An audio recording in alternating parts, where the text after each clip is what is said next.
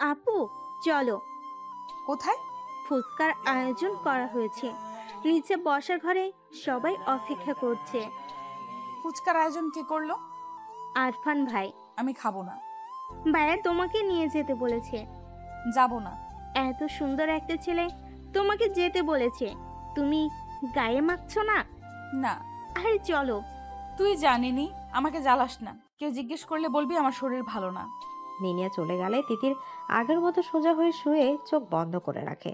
তার জন্য যে ফুচকার আয়োজন তা আর কেউ না বুঝলেও তিতির বেশ বুঝতে পারছে। তখন এমন করার কি দরকার ছিল, আর এখনই বা এমন গোষ্ঠী শুদ্ধ মানুষকে খাওয়ানোর কি আছে? আরফান আসলেই আজব মানুষ, ওনাকে তিতির একটুও বুঝতে পারে না। বৃষ্টির মাঝে ঝালঝাল ফুচকা সবাই বেশ উপভোগ করে খেলো। হাবিবা বেগম তিতিরের রুমে ফুচকা রেখে গিয়েছে। তিতির জানালা দিয়ে বাইরে তাকিয়ে আছে। ফুচকা খেতে ইচ্ছা করছে, কিন্তু আরফানের উপর রাগ হচ্ছে বিধায় খাচ্ছে না। উনি পরে যদি আবার খোঁচা দিয়ে কথা বলে। আরফান কালো গেঞ্জি পরে ঘাসের উপর দাঁড়িয়ে আছে। খালি পায়ে ঘাস লেগে পায়ে শুশুরি লাগছে। পুরুষ মানুষ হয়েও তার প্রচন্ড শুশুরি। অঝোর ধারার বৃষ্টি তাকে ভিজিয়ে দিচ্ছে। তার চোখে দৃষ্টি দোতলায় কোনার রুমের দিকে স্থির। মেয়েটার এত অভিমান, তার উপর এত অভিমান করা মানায়? সে কি একটু বোঝে না, নাকি আরফান বোঝাতে অক্ষম? যদি কখনোই কিছু না বোঝাতে পারে তো? আরফানের বুকে ব্যথাটা লুটোপুটি খায়। নিজের দিকে তাকিয়ে তিতির চমকে যায়। আরফান বৃষ্টিতে ভিজছে, তাও ক্ষণে ক্ষণে তার রুমের দিকে তাকাচ্ছে। সে উঠে বসে, ইশারায় আরফানকে বোঝায় কি সমস্যা। আরফান হাসে, সুন্দরতম হাসি দিয়ে অবুঝ বালিকাকে ঘায়াল করতে চায়। কিন্তু মেয়েটা কিচ্ছু বোঝে না। সে কি আসলে অবুঝ, নাকি অবুঝ হওয়ার নাটক করে? তিতির আরফানের নাম্বারে ফোন দেয়, আর আরফানকে হাত দিয়ে মোবাইলের ইশারা করে। আরফান বুঝতে পেরে সিঁড়িতে রাখা মোবাইলের দিকে এগিয়ে যায়। হ্যালো। আপনি ভিজতেছেন কেন? ইচ্ছে হলো। জ্বর আসবে। ডাক্তারদের জ্বর আসে না। কোথায় লেখা আছে? লেখা থাকতে হবে না, আমি বললেই গিনেস রেকর্ড হয়ে যাবে। কচু। ফুচকা খাসনি কেন? ভালো লাগেনি। অবুঝ বালিকা না বললেও আরফান ঠিকই বালিকার মনের সুপ্ত অভিমান বুঝে যায়। তাহলে আমার জ্বর আসুক, জ্বরে পড়ে আমি মরে যাই, তাহলে তোর শান্তি। আমার ফুচকা খাওয়ার সাথে আপনার মরা বাঁচার কি সম্পর্ক? তুই একটা বলদ, এত সব বুঝবি না। হুম। তাহলে আমার মরা কনফার্ম। আমি তো এমন কিছু বলিনি। বলা লাগবে না। তিতির সত্যি আরফানের এমন পাগলামো রাগা মাথায় কিছুই বুঝতে পারে না, কিন্তু এভাবে ভিজলে আসলে জ্বর আসবে। সে বলল, খাচ্ছি। আরফান কাপড়ে মোবাইল পেঁচিয়ে জানালার সামনে এসে দাঁড়ায়। তিতির ফুচকা খাচ্ছে। আরফান এক দৃষ্টিতে তিতিরের দিকে তাকিয়ে বলল, তুই কত মিষ্টি তা কি জানিন তিতির? মিষ্টি না ভাইয়া, ফুচকা অনেক ঝাল হয়েছে। আমি জানি না আমার কি হবে, আমি বোধহয় পাগল হয়ে যাব তিতির সোনা। বৃষ্টিতে তিতির কথাগুলো স্পষ্ট শুনল না, কিন্তু জানালা দিয়ে নিচে তাকে মিষ্টি করে একটি হাসি উপহার দিল। আরফান সেদিকে বিবশ চোখে তাকিয়ে থাকে। বুকের ভেতর অনুভূতিরা হুড়ুহুড়ি খায়। ইস, অনুভূতি এত ভয়ঙ্কর হতে পারে? বুকের যন্ত্রণা কি স্ট্রোকের সমস্যা, নাকি প্রেমের যন্ত্রণা?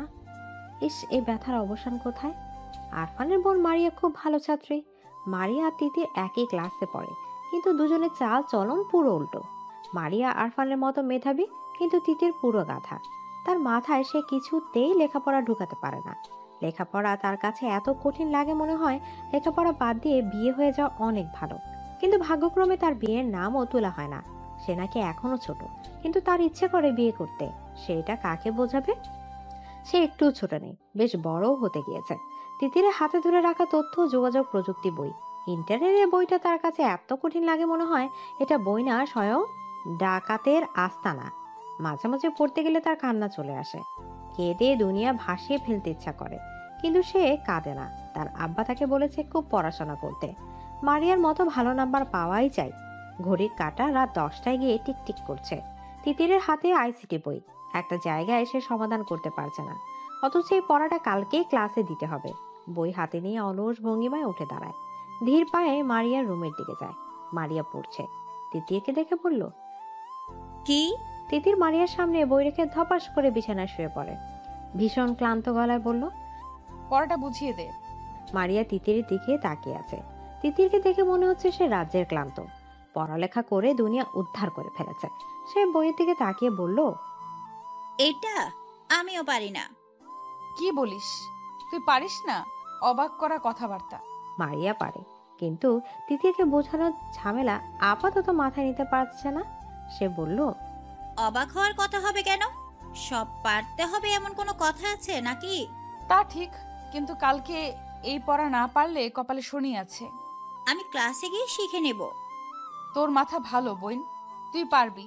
আমি আগে থেকে বুঝে মনে রাখতে পারি না, আর ক্লাসে দেখলে পারবো? অসম্ভব। বুঝলাম। এই বই বের করেছে কোন শালায়? কি আবল তাবল লেখা, অসহ্য। পড়া তো সহজে, তুই পারিস না তাই বল। আমি পারি, কিন্তু বইটাই আমাকে বোঝাতে পারে না। কি করি এখন? উপায় একটা আছে। কি উপায়? ভাইয়ের কাছে যা, এক তুড়িতে মাথায় প্যারাকের মতো বসিয়ে দেবে। অসম্ভব, তোর ভাই আস্ত খবিস, দেখলেই মারে।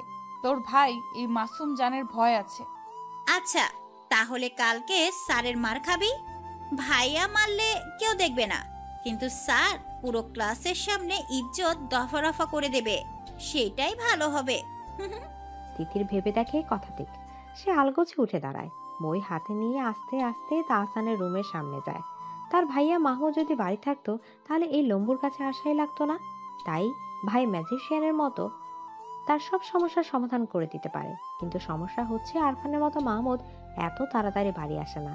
তিতি দরজা ঠেলে ভেতরে ঢুকে। আরফান রুমে নেই। বাথরুম থেকে পানি পড়ার শব্দ আসছে। তিতির বুঝে পায় না রাতে কেন গোসল করতে হবে। দিনে তো করে, আবার রাতেও। এই ডাক্তারের মাথায় নির্ঘাত সমস্যা আছে। দেখা যাবে রুগীকে ওষুধ না দিয়ে প্রতিদিন 5 বার গোসলের তালিকা দিয়ে দিল। এই ডাক্তার দ্বারা কোনো কিছুই অস্বাভাবিক না। তিতির ডাকলো, ভাইয়া ভাইয়া, বের হতে কি টাইম লাগবে? কেন? আমার পড়া একটু সমস্যা, বুঝিয়ে দেন। তুই বস। তিতির আরফানের বিছানায় পা মুড়ে বসে আছে। আরফানকে ভালো না লাগলেও আরফানের রুমটা খুব ভালো লাগে, খুব গুছানো। আর রুমে আসলেই বেলি ফুলের সুভাষযুক্ত ফ্রেশনারের গ্রানে মনটা তরতাজা লাগে। তিতির বই খুলে বসে আনমনে বলল, পড়া থেকে বিয়ে করে সংসার করা খুব সহজ। এই ঘরের মানুষ যে কেন বোঝে না আমার দ্বারা পড়াশোনা হবে না, বিয়েই আমার জন্য ঠিক। আরফান বাথরুম থেকে বেরিয়ে তিতিরের কথাটা শুনতে পায়। ব্রু কুচকে বলল, ও আচ্ছা, আপনার বিয়ের শখ হয়েছে? না ভাইয়া, আমি ছোট না। হ্যাঁ, পড়ার থেকে বিয়ে করে সংসার করা ভালো। দূর, এমনি বলেছি। বেশি পেকে গিয়েছিস। তিতির চুপ করে বসে থাকে। আরফান বলল, বিয়ের বয়স হলে এমনি বিয়ে হবে, পড়া বাদ দিয়ে বিয়ের ভূত মাথায় চাপাতে হবে না। মেয়ে মানুষ না, বিয়ের ভূত তো মাথায় আসবেই। আরফান এক দৃষ্টিতে তিতিরের দিকে তাকিয়ে থাকে। মনে মনে তিতিরের বউ সাজ কল্পনা করে নেয়। তারপর বলল, তিতির সবকিছু ভাবার একটা বয়স লাগে, যা এখনো তোর হয়নি। জি ভাইয়া। কি সমস্যা দেখা? তিতির বই বের করে আরফানের দিকে তাকায়। আরফান খুব ভালো করে তিতিরকে বুঝিয়ে দেয়। বোঝানোর পরে তিতিকে বলল, বুঝেছিস? হ্যাঁ। তাহলে এবার আমাকে বোঝা, কি বুঝেছিস? বোঝাতে গিয়ে তিতির বুঝতে পারলো সে কিছুই পারছে না। আরফানের দিকে তাকিয়ে বোকা বোকা হাসি দিয়ে বলল, ভাইয়া, আমি আপনাকে পরে বুঝিয়ে দেব। পরে কেন, এখনই বোঝা। মাথায় ধরে না তো। এই এত বড় গোলগাল মাথায় গোবর ছাড়া আর কি আছে শুনি? গোবরে মাথা। গোবরেও পদ্ম ফুল ফোটে। হ্যাঁ, কিন্তু তোর কিছুই হবে না। আমিও ভালো রেজাল্ট করে সবাইকে চমকে দেব। আরফান এক দৃষ্টিতে তিতিরের দিকে তাকিয়ে থাকে। মনে মনে বলে, তিতির সোনা, তুমি নিজেই তো আস্ত একটা পদ্ম ফুল। এই যে আমি ক্ষণে ক্ষণে নিজের হুঁশ হারাই কি জন্য? তোমার জন্যই তো। আচ্ছা, রুমে যা, আর সমস্যা হলে আমাকে বলবি। তিতির মিষ্টি করে হেসে আরফানের দিকে তাকায়। তারপর মিষ্টি করে উঠে দাঁড়ায় দুরন্ত বালিকার মতন, উপরে রিনিঝিনি শব্দ তুলে বেরিয়ে যায়। আরফান বিবশ হয়ে তাকিয়ে আছে। বুকে অনুভূতিরা লুটুপুটু খাচ্ছে। আগে নিজেকে খুব সামলাতে পারত, কিন্তু ইদানিং তিতির যেন তরতরিয়ে বড় হচ্ছে। আর তার অনুভূতিরা তিতিরকে দেখলেই পাগলের মতো ছুটে যেতে যাচ্ছে। সারা গা কাটা দিয়ে ওঠে। ইস, মেয়েটা তাকে নিজের অগোচরে এত যন্ত্রণা দিচ্ছে, অথচ সে জানেই না তার মিষ্টি হাসি দুষ্ট কথা, মায়াবী চোখে তাকানো আরফানকে শেষ করে দিচ্ছে। সারা শরীর অবশ হয়ে দিচ্ছে। আরফান বিছানায় শুয়ে পড়ে, চোখ বন্ধ করে নিজেকে বুঝায় তিতিটা এখনো বাচ্চা। আরো পরে আরো পরে, কিন্তু মন উল্টো তাকে বুঝতে পারে। আর পরে টরে হবে না, এখনই তাকে চায়, তার মিষ্টি সান্নিধ্য চায়। সে খুব আপন করে ওকে চায়। কাছে না পেলে সে যে মরে যাচ্ছে আরফানের হাসে। তার এই গোপন অভিলাষ কেউই জানে না, কেউ বুঝেনি। জানলে কি হবে তা আরফান ভাবতে পারে না, দম বন্ধ লাগে। কিন্তু আর যাই হোক, পাখিটাকে তার করেই চাই। কত বছরে ভালোবাসা মিশিয়ে রেখেছে, তা কি বৃথা যাবে? আজকাল তিতিরকে সারা বাড়িতে টই টই করে ঘুরে বেড়াতে দেখে। আরফানের মনে প্রলয় হয়। এই প্রলয় ছিটে ফোটাও যদি কেউ জানতো, তাহলে নির্ঘাত তাকে বাড়ি ছাড়া করে দিত। শাহাবুদ্দিন খান প্রচুর মা ভক্ত। মায়ের কথা ছাড়া এক পাও নড়ে না। বাড়ি থেকে বের হতে গেলেও মায়ের কাছে অনুমতি নিয়ে বের হয়। মা মানেই ওনার দুনিয়া। সবকিছু পরে, কিন্তু মায়ের ভালোবাসা সম্মান আগে। জয়তুন বেগম দাম্ভিকভাবে চলাফেরা করেন। ওনার বাপ দাদারা আগের কালের ধনবান ব্যক্তি ছিল। তমিজউদ্দিন খানের সাথে যখন জয়তুন বেগমের বিয়ে হয়, তখন থেকে উনি দাম্ভিক আচরণ করেন। আগের কালে লেখাপড়া জানা মানুষ সবাই বেশ শ্রদ্ধা করে চলে। ওনার কথার বাহিরে আর কোনো কথাই হয় না। উনি যা বলবে তাই সঠিক। শাহাবুদ্দিন আর জয়তুন বেগম বসার ঘরে বসে কথা বলছিল। তখন আরফান তার রুম থেকে বেরিয়ে আসে। দাদির পাশে বসে চামড়া কুচ কানো গালে পরম স্নেহে আদর দিয়ে বলল, আমার সুন্দরী কেমন আছে? আমার ভালো থাকার খবর পরে নিস। আগে বল, প্রতি সপ্তাহে কেন বাড়ি আসা লাগবে? বন্ধের দিন পড়া যায় না? এমন ফাঁকিবাজি করলে ডাক্তার হবি কি করে? আরফান মুচকি হাসে, মনে মনে বলল, বাড়ি তো আর এমনি এমনি আসি না দাদি। বাড়ি যে আমার সুখ ভ্রমর আছে, যাকে একটু দেখলেই সারা সপ্তাহ মন দিয়ে পড়তে পারি। না দেখলে মনে বড় অসুখ হয়, একটু পড়ায় মন দিতে পারি না। মুখে বলল, তোমাকে না দেখে থাকতে পারি না। মাহমুদ, ও তো ঢাকায় থাকে, সে তো এত আসে না। তোরই যত বাহানা। মাহমুদ তোমাকে ভালোবাসে না তাই আসে না, আমি খুব ভালোবাসি তাই আসি। বুঝেছো সুন্দরী? দোয়া করি তোর বউ আমার মতো সুন্দর হোক। আরফান হাসে। সুন্দর করে হেসে তার দাদির দিকে তাকিয়ে রয়। তিতির দাদির মতো হুবহু দেখতে, শুধু মাত্র মেজাজ ছাড়া। সে জয়তুন বেগমের গালে হাত দিয়ে বলল, তুমি তো আমার বউ, আর লাগবে না। যদি খুব লাগে তো তোমার মতো দেখতে কাউকে এনে দিও। জয়তুন বেগম তার কথা মতো ঘাটালেন না। উনিও হেসে বলল, আচ্ছা। এদিকে আরফানের আব্বা শাহাবুদ্দিন খান বৈঠক ঘরে বসে আছেন। সারা জীবন উনি গ্রামের সবার সাহায্য করে গিয়েছেন, কখনো কারো খারাপ করেননি।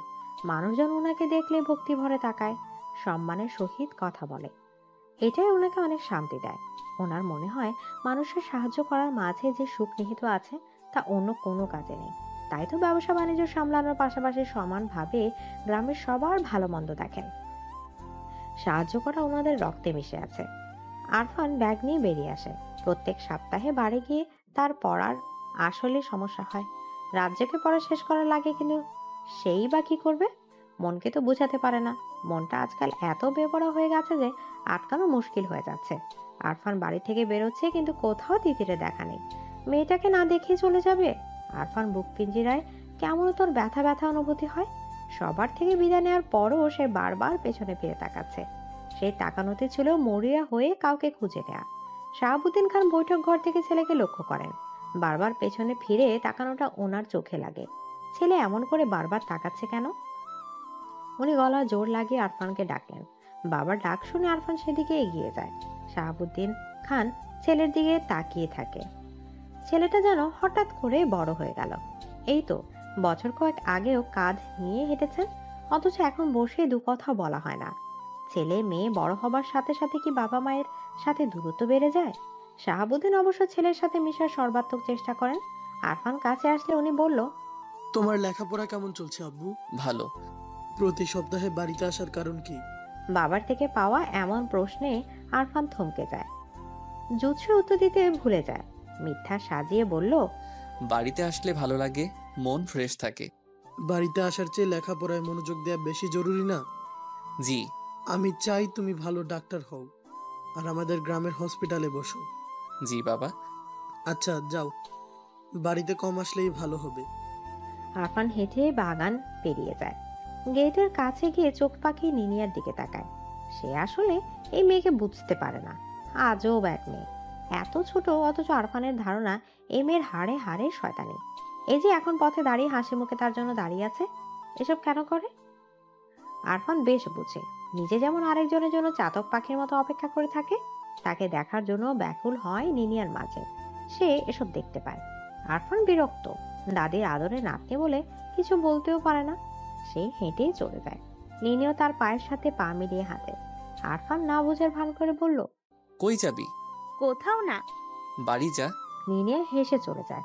মন মনে ভাবে ভবিষ্যতে আরফানই তার হাজবেন্ড হবে। এখন পাত্তা না দিয়ে লাভ নাই। সুফিয়া খানম সারা জীবন আরাম আয়েশ করে দিন পার করে দিয়েছে। বিয়ের পরে কখনো স্বামীর বাড়িতে গিয়ে থাকেননি। বাবার বাড়িতে রাজ রানীর মতো জীবন কাটিয়েছে। তার মায়ের ওপর কথা বলার সাধ্যি কারণে উনি যেমন বলবে তেমন হবে। দুই ভাইয়ের বউ কখনো শাশুড়ির উপরে কথা বলে না। বড় বোন হিসেবে দুই ভাই আর ভাইয়ের বউরা বেশ মান্য করে চলে। আজকাল ওনারা মনে হয় এক সুপ্ত বাসনা জন্মেছে।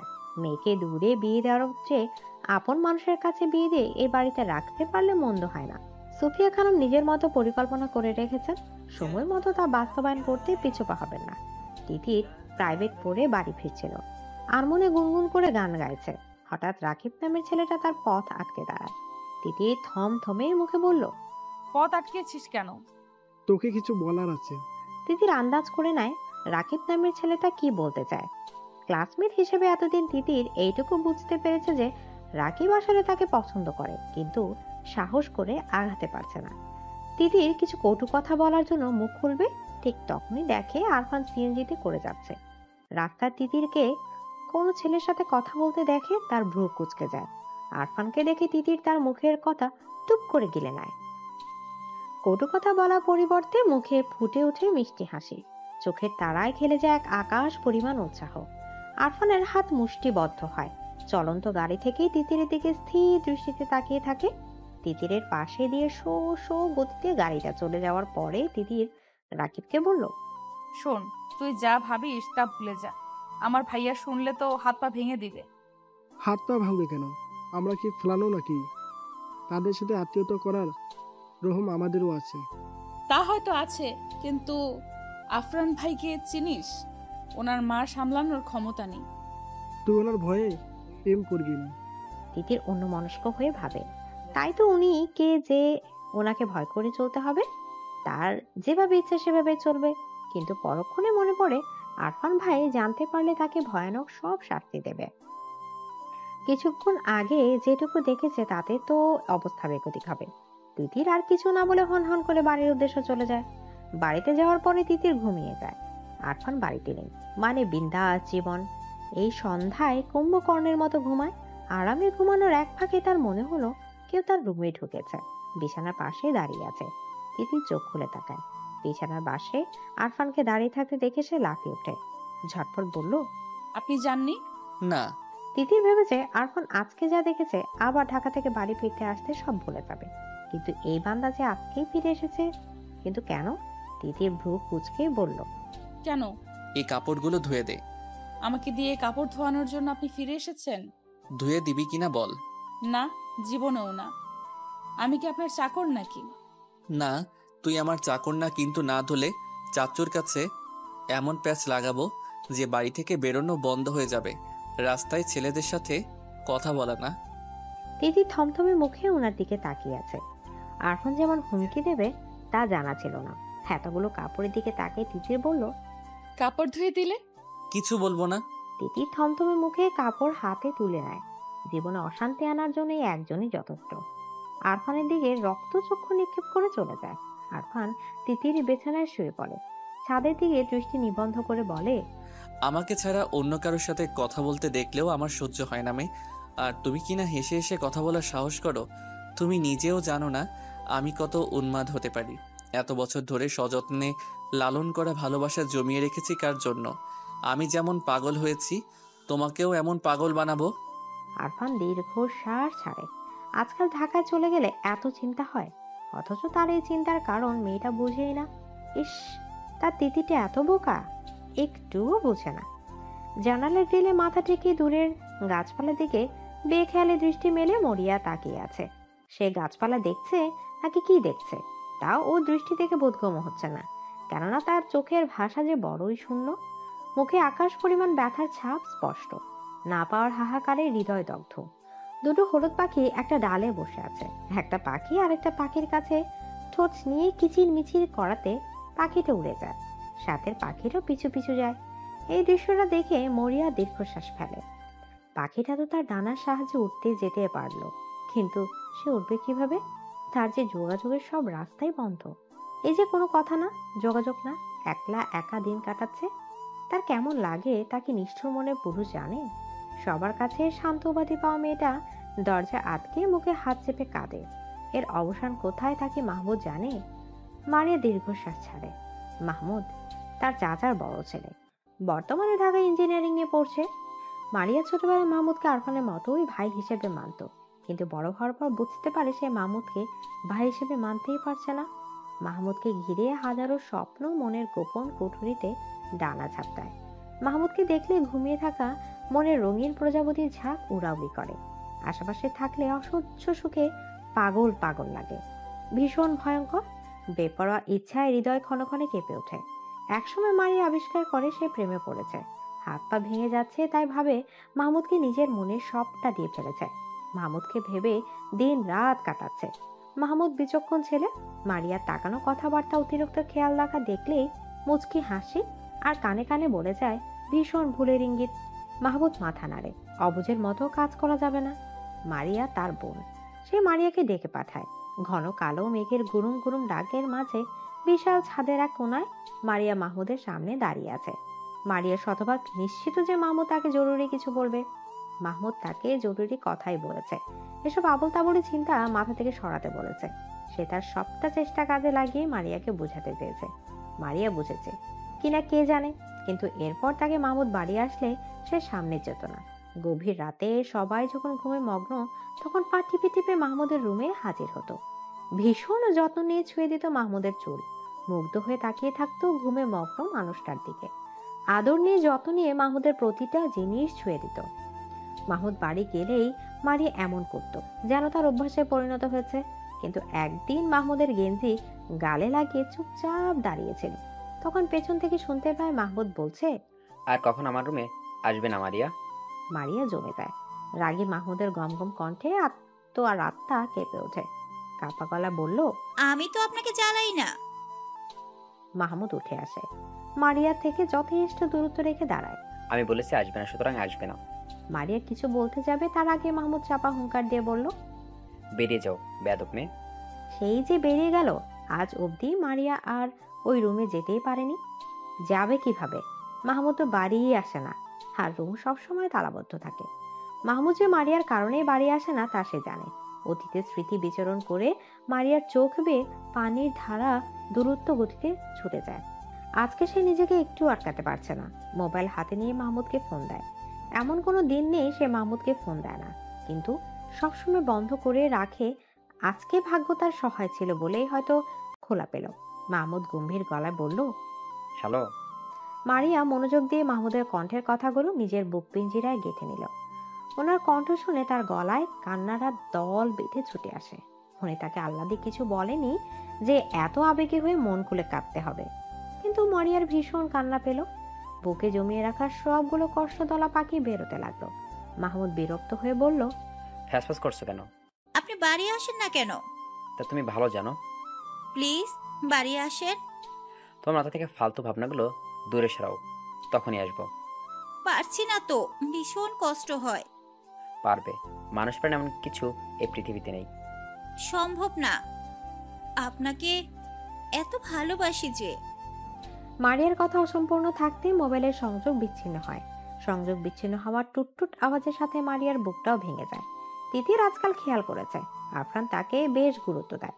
পরিবারের সবার সামনে কোনো আবদার রাখলে কেউ যদি না মানে, তো আরফান কিভাবে যেন সবাইকে রাজি করায়, অথচ মুখে মুখে সারাক্ষণ তিতিরের সাথে রাগ দেখায়। আজকাল আরফানের তাকানোতে তিতিরে বুক রাগ লাগে। সব ছেলে কি এমন করে তাকায়, নাকি একমাত্র আরফানই তার দিকে এমন মায়া ভরা চোখে তাকায়? কলেজে যাওয়ার পর বান্ধবীরা আরফানের ফোন নাম্বারের জন্য ধরেছে। যেভাবেই হোক আরফানের সাথে কথা বলাতেই হবে। তিতির বলল, উনি এত রাগী, ওনার সাথে কথা বলে কি করবি? রাগী তাতে কি, তুই জানিস না রাগী ছেলেরাই বউদের বেশি ভালোবাসে। আমার সাথে সেট করাই দে দোস্ত, আমি শুধু ওনাকেই চাই। সাইমা কথাগুলো স্বাভাবিক হলো কেন জানি তিতিরের গায়ে আগুন ধরে যায়। রাগী গলায় বলল, তুই কেন বউ হতে যাবি? সর সামনে থেকে। আরে চাতস কেন? বউ হলে ক্ষতি কি? না, তুই বউ হতে পারবি না। তাহলে কে বউ হবে? তুই? তিতির থমকে যায়। মনের আকাশে কল্পনা করে নেয় সে তিতিরের বউ। তারপর এক ছটকায় মাথা নেড়ে বলল, অসম্ভব। সারাদিন তোর পিছনে ঘুরে আমার মনে হয় চান্দু তোর জালেই ফাইসা গেছে। তিতির কখনো এসব ভাবেনি। সে ভেবাচাকা খেয়ে বলল, কি বলিস? তুই খেয়াল করিস না? সে আমার ভাই। হ্যাঁ, চাচাতো ভাই। কিন্তু ভাই তো। সমস্যা নেই, এই ভাই থেকে সাই বানাবো, বুঝলি? No problem. তিতির আর কোনো কথা বলেনি, চুপচাপ কলেজ শেষ করে বাড়ি এসেছে। মারিয়া হাজারটা কথা বলেও মুখ দিয়ে কোনো কথা বের করতে পারেনি। তিতির সারাক্ষণ এগুলো ভাবছে, আর কেমন একটা অস্বস্তি কাটার মতো গলায় আটকে আছে। আজকে প্রায় 20 দিন হতে চললো আরফান বাড়ি আসেনি, আজকে এসেছে। তিতির ভাবনার ডানা রং লাগাতেই বুঝি আজকে মহারাজার বাড়িতে আসা। অতি সাহস নিয়ে তিতির আরফানের রুমের সামনে যায়, কিন্তু আরফান রুমে নেই। রুমে না পেয়ে বাহিরে বাগানে যায়, সেখানে আরফান সবার সাথে বসে আছে। তিতিরকে দেখে আরফান নড়ে চড়ে বসে। তিতির অন্যদিনের মতো মোটেও হইচই করছে না, বরং শান্ত হয়ে বসে আছে, বারবার আরফানের দিকে তাকাচ্ছে। আরফানের চোখে দৃষ্টির মাঝে যেন হাজারো কাব্য ফুটে আছে, কিন্তু এসব তিতিরের বোধগম্য হচ্ছে না। সে সবার সাথে কথা বললেও চোখ কেবলমাত্র তিতিরের উপরেই নিবিদ্ধ। তিতির সবার দিকে তাকানোর পাশাপাশি আরফানের দিকেও তাকাচ্ছে। তারপর তিতিরের দম আটকে আসে, বুকের ভেতর ফুসফুস তার শ্বাসকার্য থামিয়ে দিতে চায়। অজানা আতঙ্কে ধরফর করে ওঠে বুকের পাখি। সে যা ভাবছে আসলে কি তাই, নাকি সবটাই ভ্রম? সে বেখেয়ালে মাথা নেড়ে বলল, অসম্ভব। মাঝরাত। আরফান বারান্দা দাঁড়িয়ে আছে, পাশের রুমে তার প্রাণ ভোমরা ঘুমিয়ে আছে। আরফানের পরিণত বয়স, মাথায় হাজার উল্টা পাল্টা চিন্তা ঘুনে পোকার মতো কিলবিল করছে। আরফান দীর্ঘশ্বাস ফেলে, তার ইচ্ছেগুলো বড়ই অবাধ্য। আজকাল লাগামহীন ঘোড়ার মতো বেসামাল ভাবে ছুটে যায়। সে ডাক্তারি পড়ছে, সাথের মেয়ে সহপাঠীগুলো দেখতে খুব সুন্দর। মাঝে মাঝে কয়েকজন তাকে ভালোবাসার জালে আটকানোর চেষ্টা করে, তার সাথে ঘনিষ্ঠ মুহূর্ত কাটাতে চায়, কিন্তু এত সৌন্দর্য কাছে টানার হাজারো আগতি দূরে ঠেলে দেয় শুধুমাত্র এই মেয়েটার জন্য। ছোটবেলা থেকে তিতিরকে কেমন আপন লাগতো নিজের মনে হতো। তখন ব্যাপারটা স্বাভাবিক লাগলেও একটুখানি বড় হবার পরে সে বুঝতে পারে এটা মোটেও স্বাভাবিক ব্যাপার না। সে আসলে এই পিচ্চির প্রেমে পড়ে গেছে। শুধু প্রেমে পড়া বলে ভুল, সে আজন্ম পাগল হয়ে গেছে যে পাগলের পাগলামি তিতিরে ভালোবাসার পরশ ছাড়া ভালো হবে না। তাছাড়া আরফান ভালো হতে চায় না, বরং তিতিরকে নিজের করে পেয়ে গেলে পাগলামির পরিমাণ বাড়াতে চায়।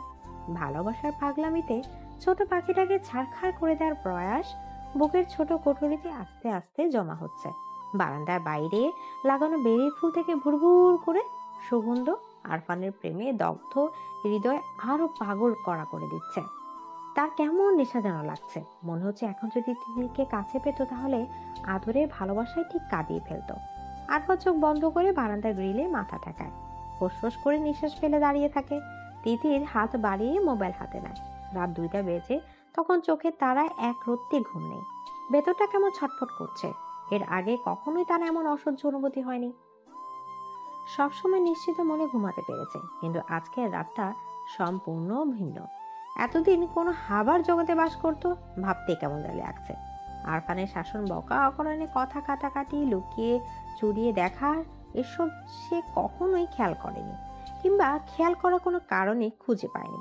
কিন্তু আজকে বেখেয়ালে তার প্রতি আরফানের নরম অনুভূতি দেখে তিতিরের ছোট হৃদয়ে পাহাড়ের 1000 মিটার উচ্চতায় টাঙানো দোলনার মতো হু হু করে দুলে ওঠে। কেমনতর ভয়ে গলা শুকিয়ে আসে।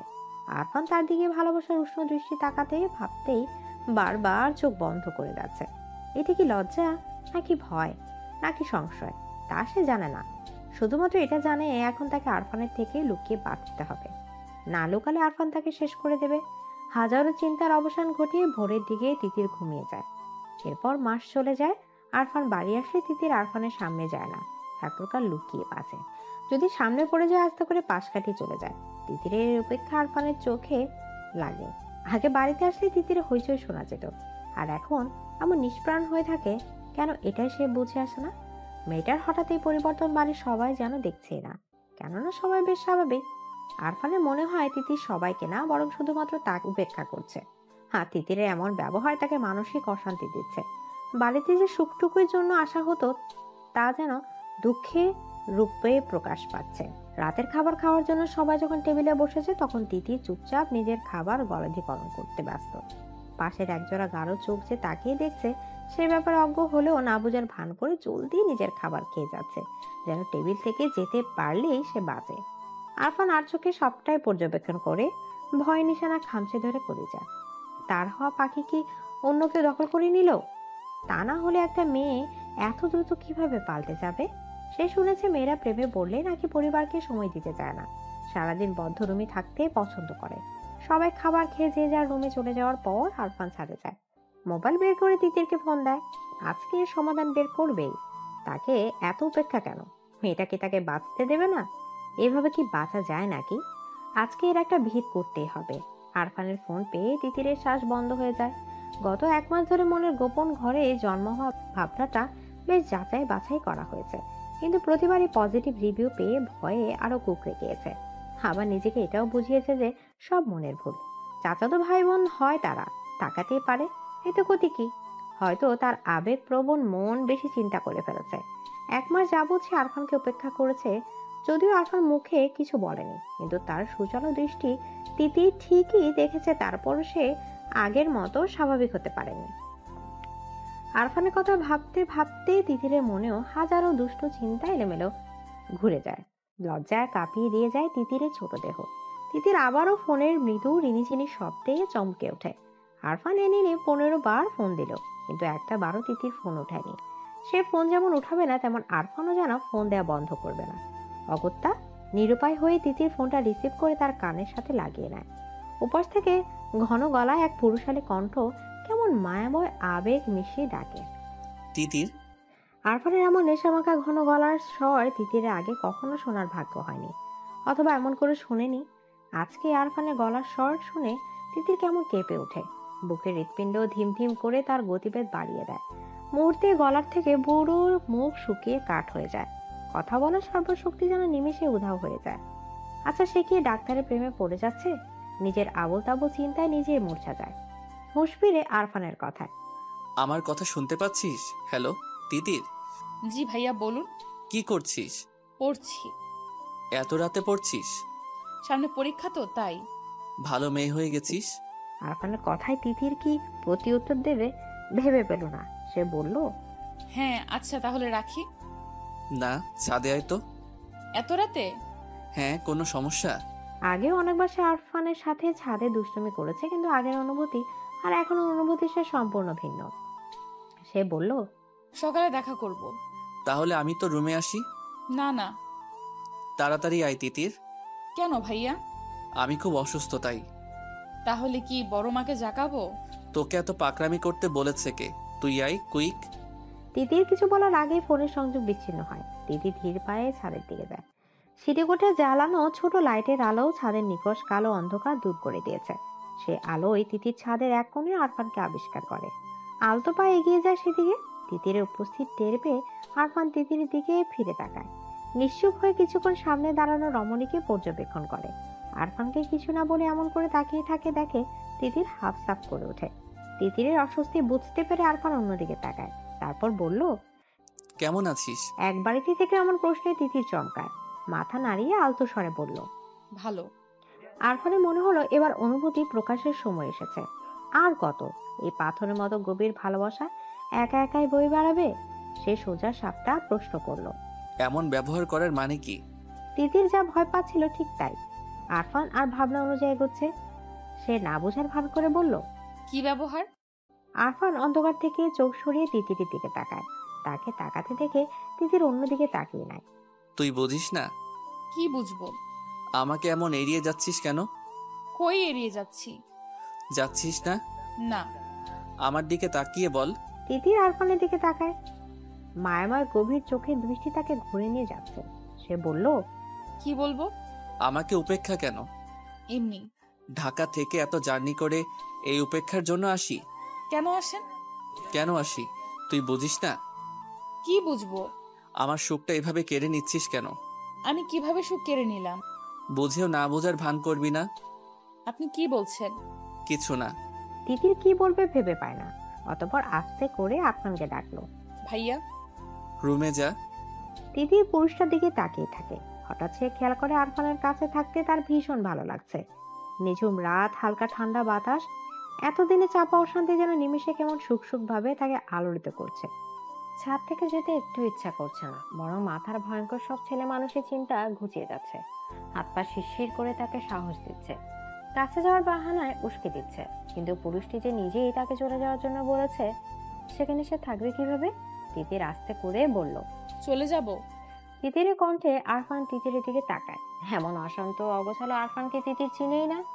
আরফানের চোখের দিকে তাকিয়ে তিতিরের কেমন সুখের ঘন্টা ঝনঝন করে বেজে উঠল, কেঁপে উঠলো ছোট দেহ। আরফান আর তিতির একে অপরের দিকে তাকিয়ে আছে। আরফান কিছু বলার আগেই তিতির চলে যেতে চায়। ভয়ঙ্কর কিছুর আশঙ্কা তাকে দোলা দিচ্ছে, কিন্তু পা দুটো বড় সর্বনাশ, একদম নড়তে যাচ্ছে না। হঠাৎ তিতিরের সামনে আরফান ঝড়ের গতিতে এসে উপস্থিত হয়। তিতিরকে কিছু বুঝে ওঠার আগে নিজের সাথে আঁকড়ে ধরে তিতিরের ছোট দেহ। তিতির কেঁপে ওঠে, দম বন্ধ করে নেয়। আরফানের মাথায় যেন এতদিনের সব নেশা একসাথে চেপে এসেছে। জগৎ, সংসার, সম্পর্ক সবকিছুর কথা ভুলে আলতো করে চুমু খায় তিতিরের নরম ঠোঁটে। পরপর কয়েকটা চুমু দিয়ে থেমে যায়। আচ্ছা ভাবে তিতিরের প্রতিক্রিয়া বোঝার চেষ্টা করে। তিতিরকে চুপচাপ থাকতে দেখে আরেকটা মিষ্টি চুম্বন দেয়। আরফানের এমন হঠাৎ আক্রমণে তিতিরের বুকে নতুন জোয়ার এনে দেয়। তাকে পরিচয় করে দেয় ভালোবাসার এক অনন্য সুখের সাথে। বালিকার বুকে সমুদ্র উত্তাল ঢেউ আছড়ে পড়ে, এলোমেলো করে দেয় তাকে। দুহাত দিয়ে আঁকড়ে ধরে লম্বা বলিষ্ঠ পুরুষটাকে।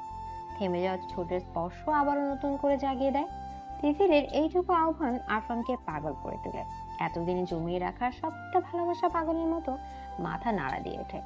অথচ দুজনে কেউ কাউকে ভালোবাসার কথা বলেনি। বুকের ভেতর অনুভূতি টানা ঝাপটানো কথাই বলেনি। অনুভূতির সূক্ষ্ম বাক্যগুলো যেও কাউকে দেখায়নি, কিন্তু তাদের কাছাকাছি আসা হয়ে গেছে। মিষ্টি ঠোঁটের কোণে একটু একটু ভালোবাসার ছাপ দৃশ্যমান। আরফান ফিসফিস করে বলল, আমার তিতির পাখি, খুব ভালোবাসি সোনা। দীর্ঘ 5 মাস পরে মাহমুদ বাড়ি আসে। বাড়ি আসার প্রচন্ড ইচ্ছা থাকলেও সে একবারও বাড়ি মুখো হয় না। সাধারণ সম্পর্ককে সে অন্য নাম দিতে রাজি না, তাছাড়া এটা কখনো সম্ভব না। এতদিন পরে হঠাৎ করে মনটা বাড়ির জন্য আনচান করে ওঠে।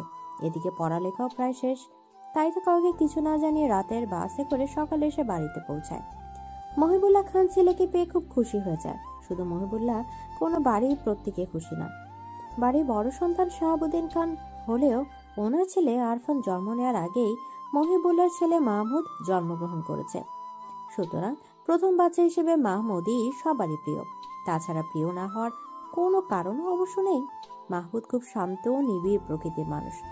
কিছু মানুষ আছে না দেখলে প্রচন্ড ভালো লাগে, মাহমুদ তেমন মানুষ। এতদিন পরে নিজের ছেলেকে পেয়ে তানিয়া তার আনন্দে আত্মহারা হয়ে যায়। সেই যে আসার পরে ছেলেকে আঁকড়ে ধরেছে, এখন এভাবেই আছে। খুশিতে চোখে পানি চলে আসার উপক্রম। তানিয়ার এমন আহ্লাদীপনায় ওনার শাশুড়ি জয়তুন বেগম বিরক্ত হন। কই, উনিও তো মাহমুদকে ভালোবাসেন, এমন তো করেন না।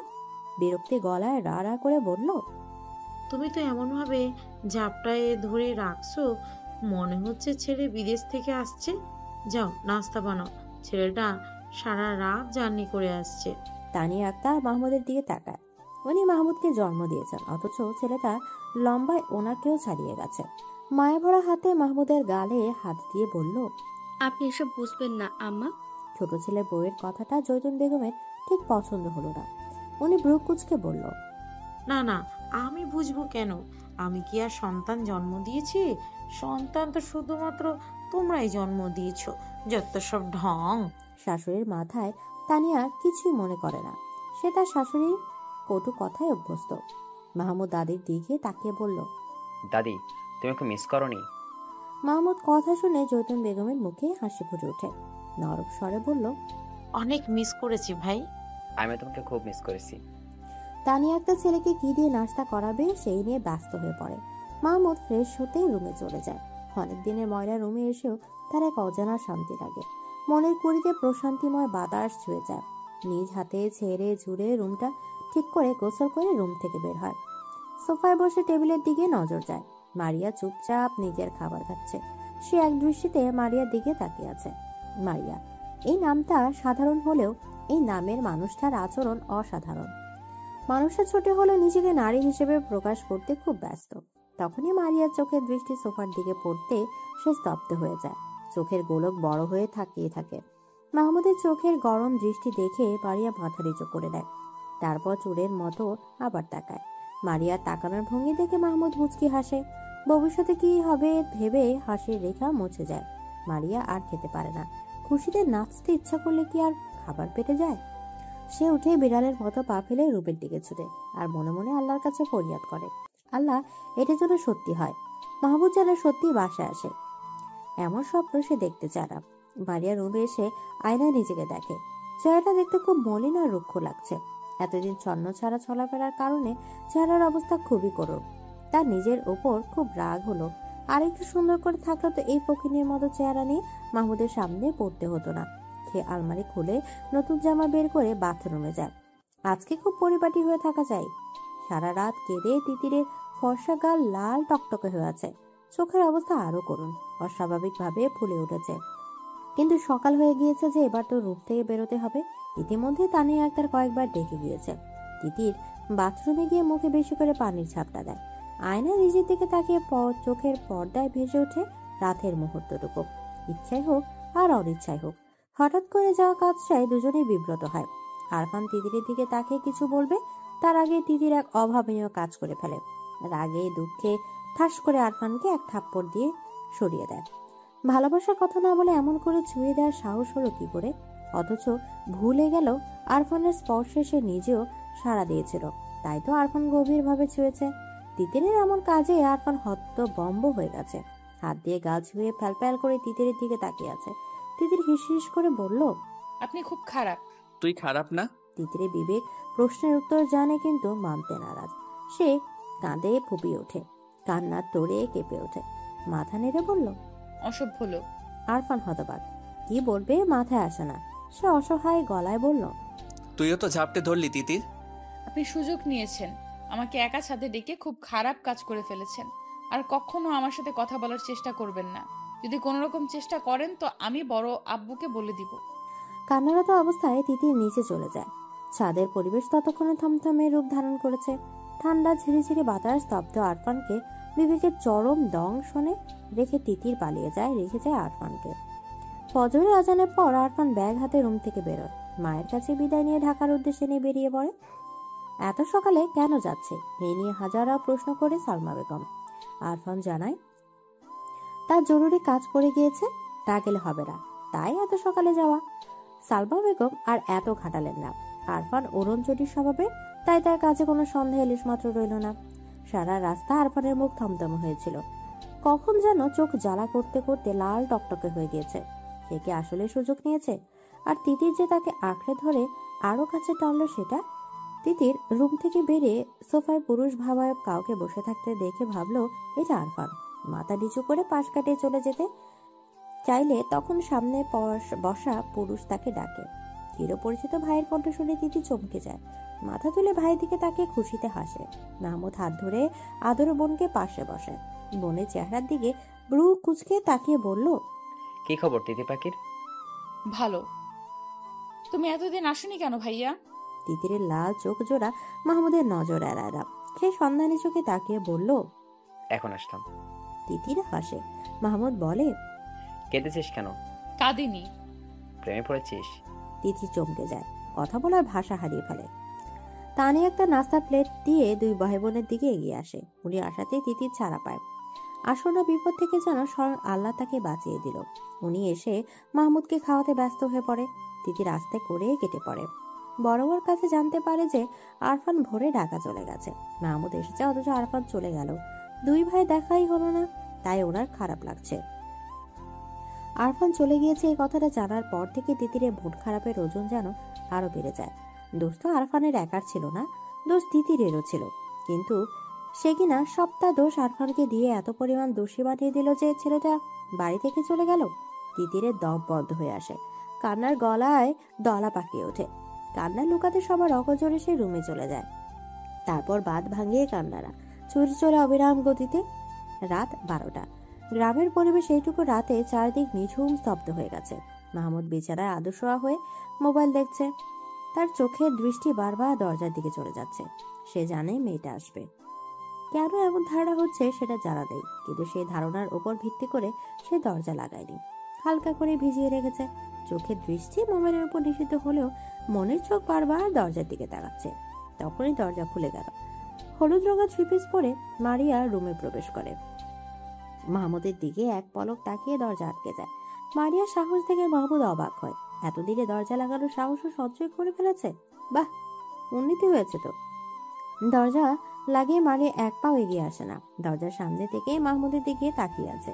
মাহমুদ হাতের মোবাইল বিছানায় রেখে মারিয়াকে বিব্রত করতেই কিনা এক দৃষ্টিতে মারিয়ার দিকে তাকিয়ে থাকে, কিন্তু মারিয়া বিব্রত হয় না, বরং 2 কদম এগিয়ে আসে। মাহমুদ বলল, কি সমস্যা? সেটা তো আপনি বলবেন। কি বলবো? আপনার কি সমস্যা? আমার তো কোনো সমস্যা নেই। যদি সমস্যা নাই থাকে তাহলে সবাইকে ভালো মন্দ জিজ্ঞেস করলেন, অথচ সারাদিনে একবারও আমাকে জিজ্ঞেস করলেন না আমি কেমন আছি। তোকে দেখে মনে হয় তুই খুবই ভালো আছিস, এটা আর জিজ্ঞেস করবো কি? আমাকে দেখে আপনার ভালো আছে মনে হলো? হ্যাঁ। অথচ আমি একটুও ভালো নেই। কেন? মারিয়া চুপচাপ দাঁড়িয়ে থাকে। মাহমুদ বিছানা থেকে নেমে আসে।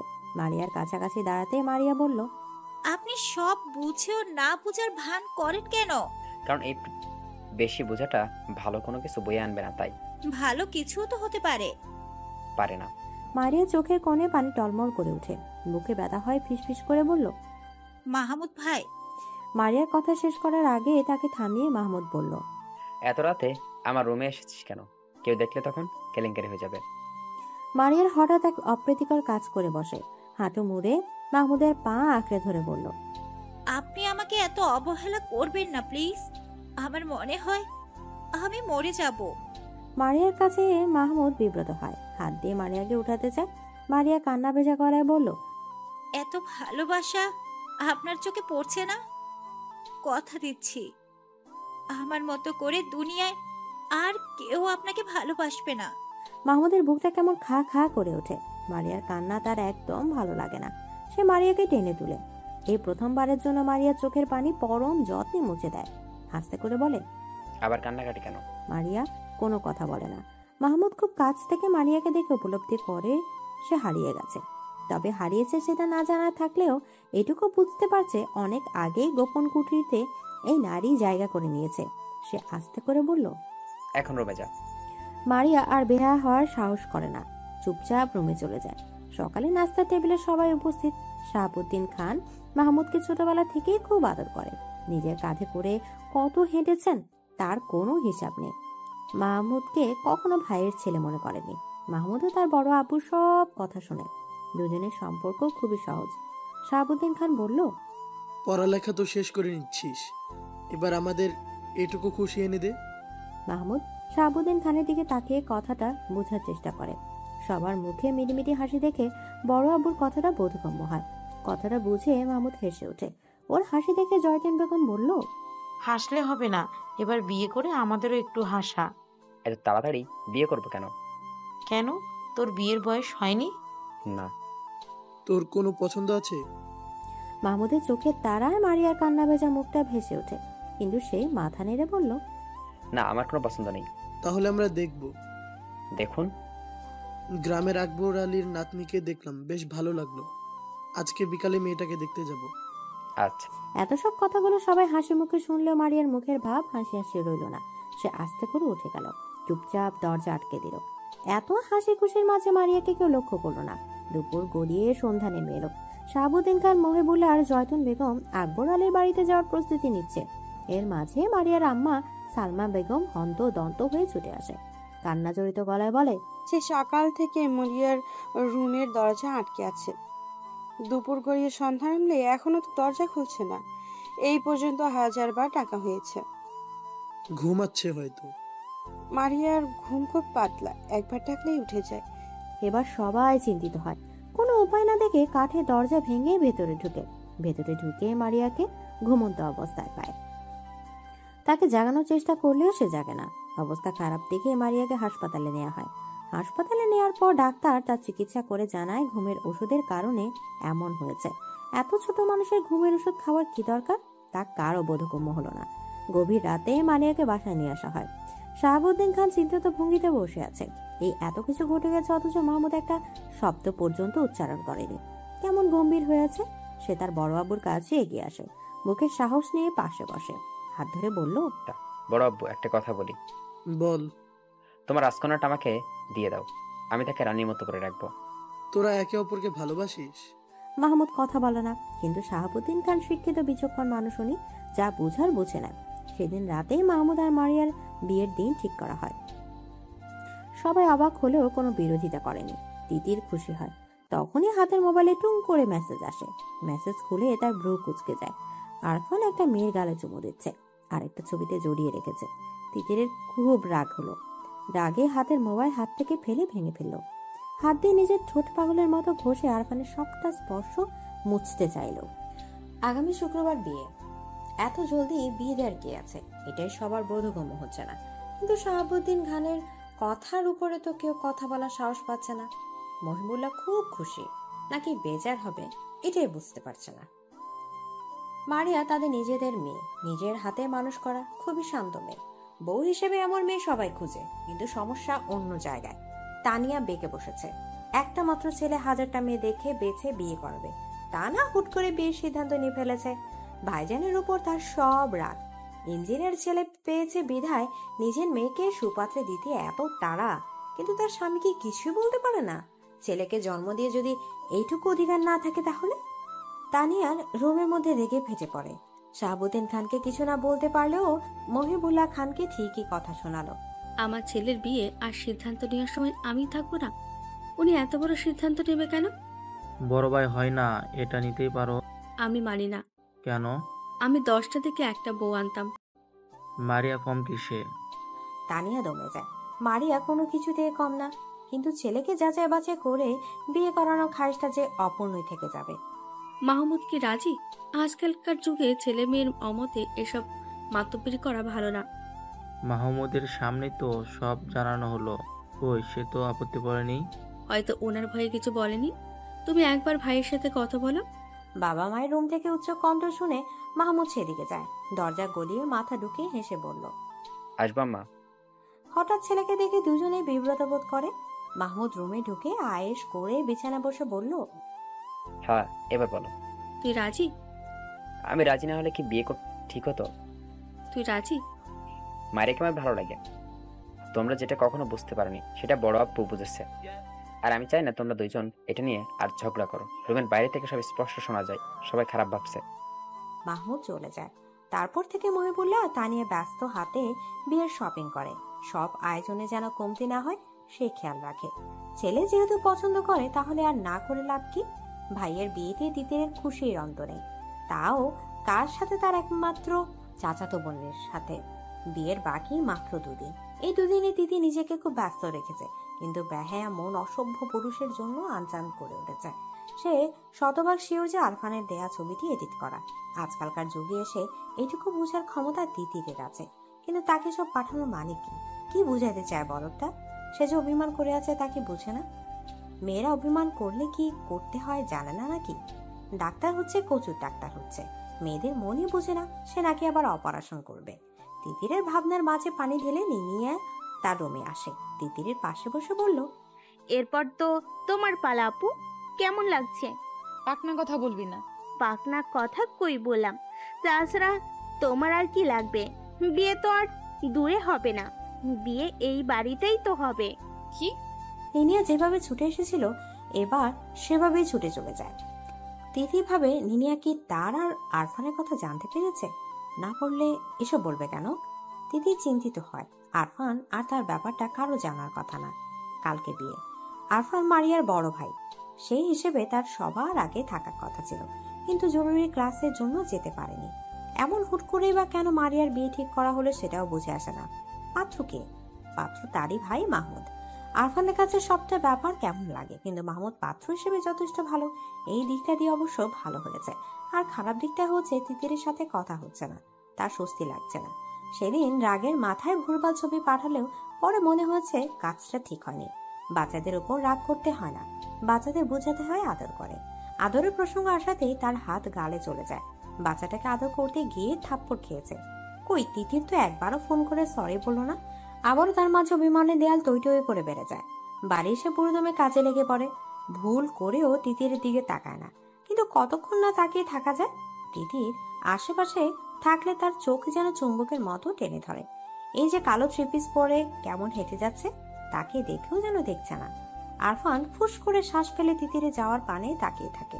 মনে মনে বলে, তোর খবর আছে তিতির।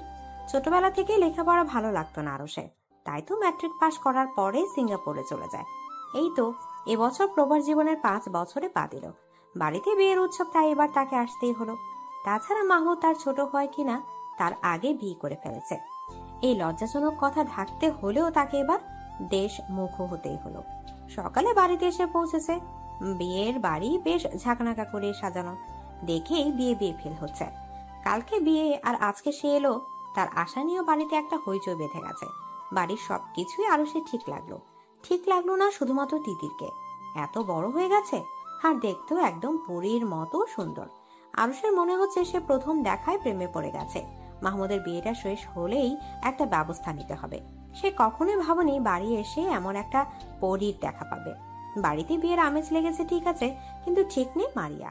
সেদিন রাগের বশে ঘুমের ওষুধ খেলেও তাকে কেউ কোনো প্রশ্ন করেনি, বরং প্রশ্নের বদলে শুনতে পেয়েছে বিয়ের সংবাদ।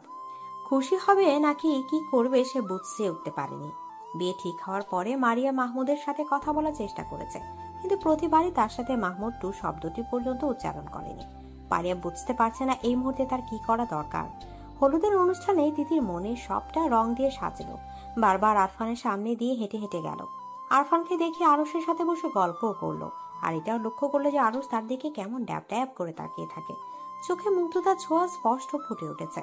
ছেলেদের এমন চোখের দৃষ্টি তিতিরে কেমন লাগে, কিন্তু আরফানকে হিংসাত্মক বানানোর জন্য সে আরুষের সাথে অনেকক্ষণ ধরে গল্প করে হাসে। আরফানের মুখের আদর গম্ভীর, শক্ত হয়, চোখের দৃষ্টি হয় কঠিন। না চাইতেও ফোঁস করে সে নিঃশ্বাস ছাড়ে। তিতির আর আরুষের দিকে তাকালে বুকে জ্বলন হচ্ছে, দম আটকে উঠছে। উফ, তারই ভুল হয়েছে। মেয়েটাকে ছাড় দেওয়া উচিত হয়নি। থাপ্পড় দিক, না হয় মেরে ফেলুক, তাও এই পাখিকে জাপটে ধরে রাখা উচিত ছিল। গভীর রাত, ঘড়ির কাঁটা 3টা ছুঁই। বাড়িতে মেহমান ভরপুর। তিতির মারিয়ার সাথে ঘুমানোর জন্য এসেছে, কিন্তু কিছুতেই ঘুম আসছে না। তার মনে হচ্ছে আরফান তাকে দেখেছে। সে উঠে বসে, ঘুমন্ত মারিয়ার দিকে তাকিয়ে আস্তে করে রুম থেকে বেরিয়ে যায়। রুম থেকে বেরিয়েই তিতির স্তব্ধ হয়ে যায়। আরফান রুমের সামনে দাঁড়িয়ে আছে, যেন তারই অপেক্ষা ছিল।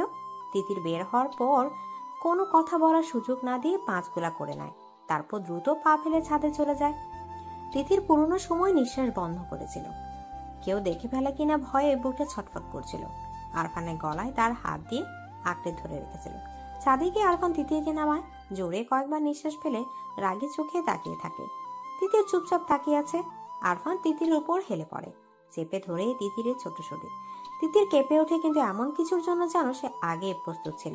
ফিসফিস করে বলে, কেউ আসবে। আসবে না? সরুন। না। তিতির চুপচাপ আরফানের দিকে তাকিয়ে আছে। কেউ কাউকে না বললেও দুজনেই জানে দুজনের মনের কথা। আরফানকে এত কাছ থেকে দেখে মুখটা কেমন করছে, গায়ের মিষ্টি ঘ্রাণে নেশা ধরে যাচ্ছে। তিতির বিভোর হয়ে তাকিয়ে থাকে। আরফান তিতিরের হাতের আঙুলের ভাঁজে নিজের হাত ছুঁয়ে বলল, আরশ ভাইয়ের এত কাছে কেন গেলি? ভাইয়া না, এমনি গল্প করলাম। আরফান তিতিরের গালে ছোট চুমু দিয়ে বলল, হুম, তুই কোনো ছেলের কাছে গেলে আমার একদম ভালো লাগে না। আরে যাব না। আপনি কেন অন্য মেয়ের সাথে ছবি তুললেন, তাও এত খারাপ ভাবে? এডিট ছিল গাধি। আমি বুঝেছি। আমার পাখি তো তাই সব বুঝে। তিতির আর আরফান একে অপর দিকে বিভোর হয়ে তাকিয়ে থাকে। তিতির আরফানের গালে হাত ছুঁয়ে আস্তে করে বলল, সেই দিনের জন্য সরি, আমার ভুল হয়েছিল। ভালোবাসি তিতির পাখি, তোর মনে একটু জায়গা দিবি? আমি তোকে হিনা খুবই কষ্টে থাকি, মরে যাওয়ার প্রয়াস হয়, আমায় আরো বেশি দিন বাঁচতে দিবি?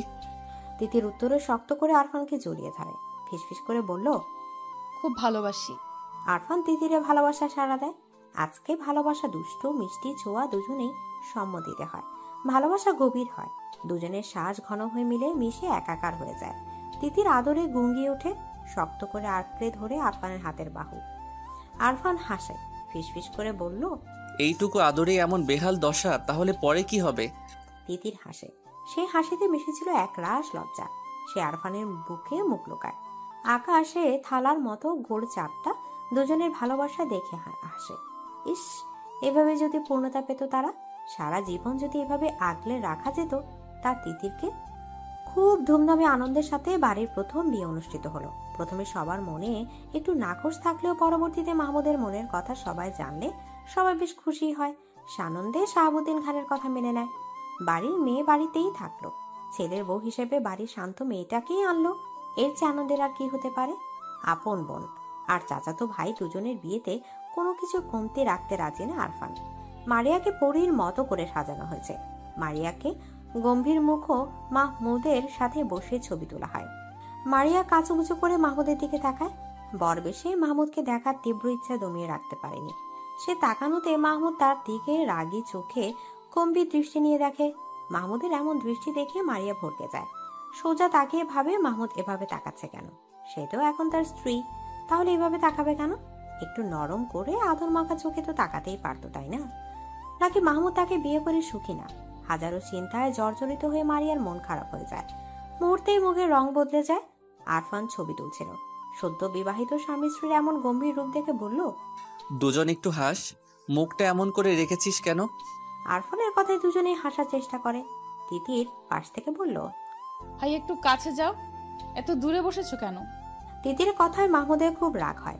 চোখ পাকিয়ে বোনের দিকে তাকায়, ঠিক আছে, কিন্তু এত মানুষের মাঝে কিছু না বলে বাধ্য ছেলের মতো কাছে যায়।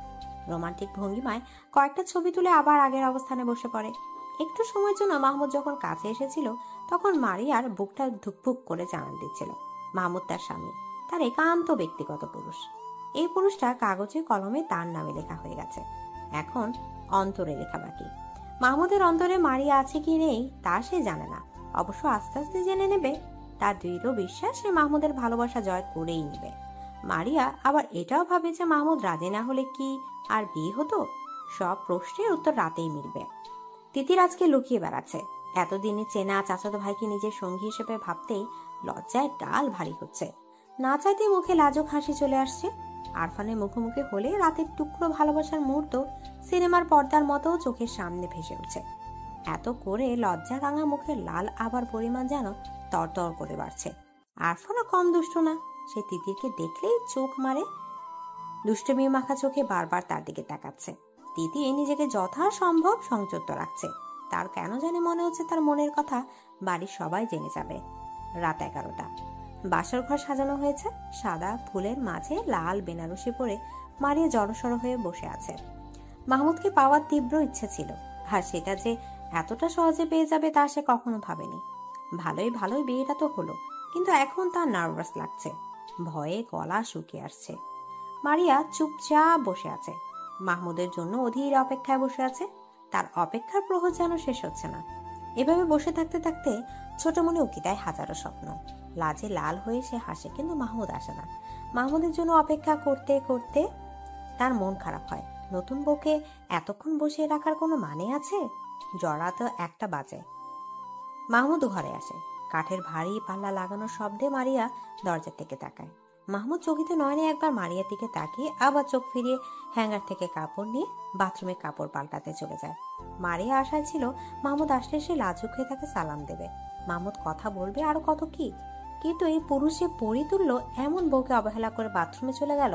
কিছুক্ষণ পর মাহমুদ বেরিয়ে আসে। মারিয়াকে তার দিকে তাকিয়ে থাকতে দেখে বলল, কাপড় চোপড় পাল্টে শুয়ে পড়ো, অনেক রাত হয়েছে। এই কথাটা বলতে বলতে মাহমুদ বিছানার ফুল সরিয়ে আস্তে করে পাশ ফিরে শুয়ে পড়ে। মাহমুদের কাছে মারিয়া স্তব্ধ হয়ে যায়, ঠোঁট কেঁপে ওঠে, চোখের কোল বেয়ে গড়িয়ে পড়ে পানির ধারা। মাহমুদের এই অবহেলা সে সহ্য করতে পারে না। বুকে অসামান্য ব্যথা অনুভব হয়। নিশ্চুপ কান্নায় নিঃশ্বাস বন্ধ হয়ে আসে। বাসর রাত নিয়ে সবারই কত স্বপ্ন থাকে, মারিয়ারও ছিল। মাহমুদকে নিয়ে নতুন জীবনে পা দেওয়ার ইচ্ছেটা কত রঙিন ছিল, কিন্তু মাহমুদ এমন করছে কেন? মারিয়া কান্না ভেজা চোখে মাহমুদের দিকে তাকিয়ে আছে। তার এখন মনে হচ্ছে মাহমুদ উঠে বসে হেসে ফেলবে আর তাকে জড়িয়ে ধরে বলবে, মজা করেছি। কিন্তু না, ঘড়ির কাঁটা টিকটিক করে বয়ে যাচ্ছে। মাহমুদ তো আর ওঠে না। মারিয়া ফুপিয়ে ফুপিয়ে কাঁদে। নিজের অপরাধ কোথায় তা বুঝতে পারে না। ছোট মেয়ে কাঁদতে কাঁদতে বিয়ের ভারী কাপড় পাল্টানোর কথা ভুলে খাটের একপাশে জড়সড় হয়ে ঘুমিয়ে পড়ে। কান্নার ফোফানোর শব্দ বন্ধ হওয়ার পর মাহমুদ উঠে বসে। গভীর চোখে অপলক তাকিয়ে থাকে লাল টুকটুকে বউটার দিকে। এতক্ষণ সে সজাগ ছিল। মারিয়ার প্রতিটা কান্নার শব্দ তার কর্ণগোচর হয়েছে। ঘুমন্ত বউটার দিকে তাকিয়ে স্বস্তির নিঃশ্বাস ফেলল। নিজের একটু কষ্ট হলে মারিয়ার এই শাস্তিটা পাওয়া প্রাপ্য। হাত বাড়িয়ে মারিয়ার কান্না ভেজা ফ্যাকাশে গাল ছুঁয়ে দেয়। খুব ভোরে মারিয়ার ঘুম ভেঙে যায়।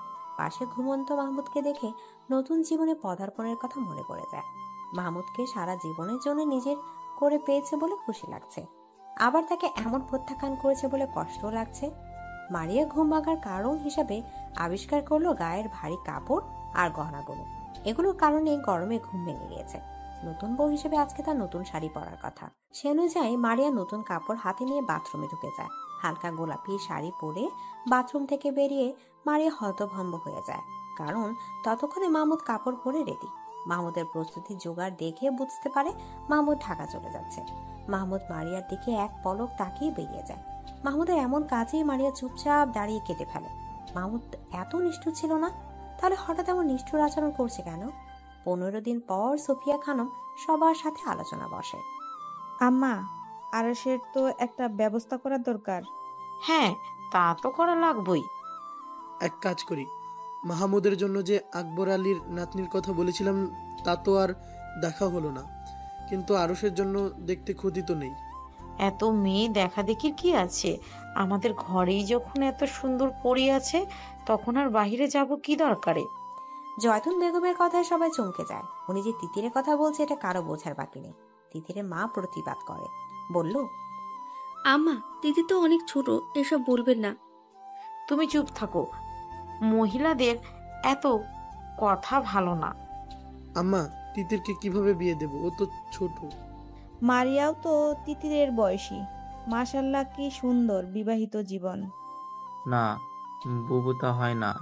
আমার একটা মেয়ে, আমার অনেক স্বপ্ন। আমার ছেলে কি ফেলানো? বেয়াদবের মতো তর্ক করবি না। আমার ছেলের কাছে তোর মেয়ে যত সুখে থাকবে, অন্য কোথাও এমন সুখ পাবে না। আমার ছেলের মতো এমন ছেলে পাবি? তানি এবার কেঁদে দেয়। স্বামী আর ভাসুরের দিকে তাকিয়ে বলল, আমার মেয়ে আমি বিয়ে দেব না। এত কথার দরকার কি? আরশের সাথেই তিতিরের বিয়ে হবে, আর এটাই আমার সিদ্ধান্ত। আমার সিদ্ধান্তই এই বাড়ির চূড়ান্ত কথা। এই বিয়ে নিয়ে হাজারো কথা কাটাকাটি হয়, কিন্তু কেউ জয়তুন বেগমকে ওনার সিদ্ধান্ত থেকে নাড়াতে পারে না। শেষে জয়তুন বেগম বলল, আমার ছেলে হিসেবে যদি আমার কথা না রাখিস, তাহলে আমার মরা মুখ দেখবি। বুড়া বয়সে আমি কলঙ্ক করে মরব। মায়ের এমন কথার পরে আর কোনো কথা হয় না। ছেলেরা আর কিছু বলার সাহস পায় না। আরশের সাথে তিতিরের বিয়ে ঠিক হয়। কলেজ থেকে বাড়ি এসে সব শুনে তিতির গলা ছেড়ে কাঁদে। দেয়ালের সাথে কপাল আঘাত করে কপাল খুলে রক্তাক্ত করে পারে। চিৎকার করে করে বলে, আম্মা, আমি কিন্তু বিয়ে করব না। এই বুড়িকে বিয়ে দাও। আমাকে কেউ বিয়ের কথা বললে আমি বিষ খেয়ে নিব। মেয়ের মুখে এমন কথা শুনে মহিবুল্লাহ খান এগিয়ে আসে। ওনার আম্মাকে উনি অনেক মান্যগণ্য করেন। মেয়ের গালে থাপ্পড় দিয়ে বলল, এত কথা বলছিস কেন? বিয়ে ঠিক হয়েছে, বিয়ে হবে, এত কথা বলবি না। তিতির রুমে গিয়ে আরফানকে ফোন দেয়, কিন্তু ফোন বন্ধ। বন্ধ ফোনের দিকে তাকিয়ে তিতির কেঁদে দেয়। তিতির সিদ্ধান্ত নেয় যে আরমানের কথা সবাইকে বলে দেবে। চুপ থেকে প্রিয় মানুষকে হারানো কোনো মানে হয় না। শেষবারের মতো সে আরফানের নাম্বারে ফোন দেয়। এবার ফোন রিসিভ হয়। ওপাশ থেকে আদরে কণ্ঠ ভেসে আসে, সরি সোনা, আমি ক্লাসে ছিলাম। তুমি কতগুলো ফোন দিয়েছো। আমাকে কি খুব বেশি মিস করছে আমার তিতিরটা? আমাকে তো বিয়ে দিয়ে দিচ্ছে। বাচ্চা মেয়েকে বিয়ে করবে কে? সত্যি আপনার বিশ্বাস হচ্ছে না? আরফান এবার চিন্তিত হয়। তিতিরে কান্না ভেজা গলা স্বর কানে লেগেছে। কপালে চামড়া কুচকে আসে। কি হয়েছে তিতির? কাঁদছো কেন? দাদি আমার বিয়ে ঠিক করে ফেলেছে। কার সাথে? আরশ ভাইয়ার সাথে। আরফান রাগে কিরমির করে ওঠে। প্রথম দিন থেকে আরশের দৃষ্টি অন্যরকম ছিল। একটা ছেলে আরেকটা ছেলের চোখের দৃষ্টি বোঝার ক্ষমতা আছে। আরফান আরশের চোখের ভাষা বুঝতে পেরেছে, কিন্তু ভাবেনি ব্যাপারটা এত দূরে গবে। তার ইচ্ছা করছে আরশের গালে ঠাড়ি একটা থাপ্পড় দিতে। বেয়াদব লোক। আরফানের চুপ করে থাকতে দেখে তিতির বলল, আপনি কিছু বলুন, আমি কি করব? আপনাকে ছাড়া আর কাউকেই বিয়ে করব না। আর কাউকে বিয়ে করবে কেন? তুমি তো আমাকে বিয়ে করবে, আমার বউ হবে। কেউ মানবে না। তারপর আরফানকে বাড়ির পুরো ঘটনা বিস্তারিত জানায়। সব শুনে আরফান বলল, আমি সব ঠিক করে নেব, তুমি এত ঘাবড়ে যেও না। আমার ভয় হয় আপনাকে না হারিয়ে ফেলি। দূর পাগল, আমি তোমার আছি, তোমারই থাকবো, একটু হারাবো না। ভীষণ ভালোবাসি। আমি তো জানি আমার তিতির সোনা আমাকে কত ভালোবাসে। আমিও তিতিরকে ভীষণ ভালোবাসি। সে কি জানে? আরফানের উপর তিতিরের ভীষণ বিশ্বাস। সে জানে আরফান থাকতে কোনো বিপদ তাকে ছুতে পারবে না। আরফানের এই কথাগুলো তাকে অনেক সুখ দেয়। সে সুখী গলায় বলল, জানে, খুব ভালো করেই জানে। জানলে বিশ্বাস রেখো, তুমি আমার এই কথাটা মনে রেখো। আচ্ছা। আরফান ফোন রেখে ছোট একটা ব্যাগে প্রয়োজনীয় জিনিসপত্র নিয়ে বাড়ির উদ্দেশ্যে বেরিয়ে যায়। তার দাদি জয়তুন বেগমকে সে হাড়ে হাড়ে চেনে। একবার যেহেতু সবাইকে রাজি করিয়ে ছেড়েছে, সুতরাং বিয়ে না করানো পর্যন্ত শান্ত হবে না। শাহাবুদ্দিন খান চুপচাপ বসে আছেন, চোখের দৃষ্টি বেশ গম্ভীর। যে কেউ দেখলে বুঝতে পারবে যে উনি গভীর কোনো চিন্তায় মগ্ন। সালমা রাতের কাজকর্ম সেরে রুমে এসেছে অনেকক্ষণ, কিন্তু স্বামীর কোনো সারা শব্দ পাচ্ছে না। তার সাথে এ পর্যন্ত কোনো কথা বলেনি। সালমা এগিয়ে যায়, কাঁধে হাত রেখে বলল, কি ভাবেন? আম্মা হঠাৎ তিতিরকে কেন আরুষের বউ বানাতে যাচ্ছে? সালমা বেগম এই ব্যাপারটা নিয়ে নিজেও ভেবেছেন, কিন্তু শাশুড়ির উপর কথা বলার সাহস কারো নেই। তার শ্বশুর ইহলোক ত্যাগ করার পরে সবাই তাদের আম্মাকে প্রাণ ভরে মানে। মায়ের উপর কথা বলে না, উনি যা বলে সেই কথাই চূড়ান্ত সিদ্ধান্ত হিসেবে গণ্য করা হয়। শাহাবুদ্দিন বলল, তিতিরের কান্নার শব্দ শুনছো? মেয়েটা বোধহয় এই সিদ্ধান্ত মানতে পারছে না। হ্যাঁ, সারাদিন কান্নাকাটি করেছে, দেওয়ালে মাথা ঠুকে কপাল ফুলিয়ে ফেলেছে। মহিবুল্লার তো মা রোলও। আরস তো দেখতে শুনতে ভালোই, কিন্তু তিতির এমন পাগলামি করছে কেন? ওর কি কোনো পছন্দ আছে নাকি? বাচ্চা মেয়ে, ওর কি পছন্দ থাকবে? তাছাড়া এমন কোনো ভাবভঙ্গিমা তো দেখিনি। আমাদের মারিয়াও কিন্তু বাচ্চাই ছিল, শান্ত ছিল, কোনো ভাবভঙ্গিমা ছাড়াই মাহমুদকে ভালোবেসেছে। আমরা কি তা টের পেয়েছি? সালমা কথাটা ভাবলেন, কথা সত্যি। মেয়েদের ওপর দেখে কখনো তাকে যাচাই করতে নেই।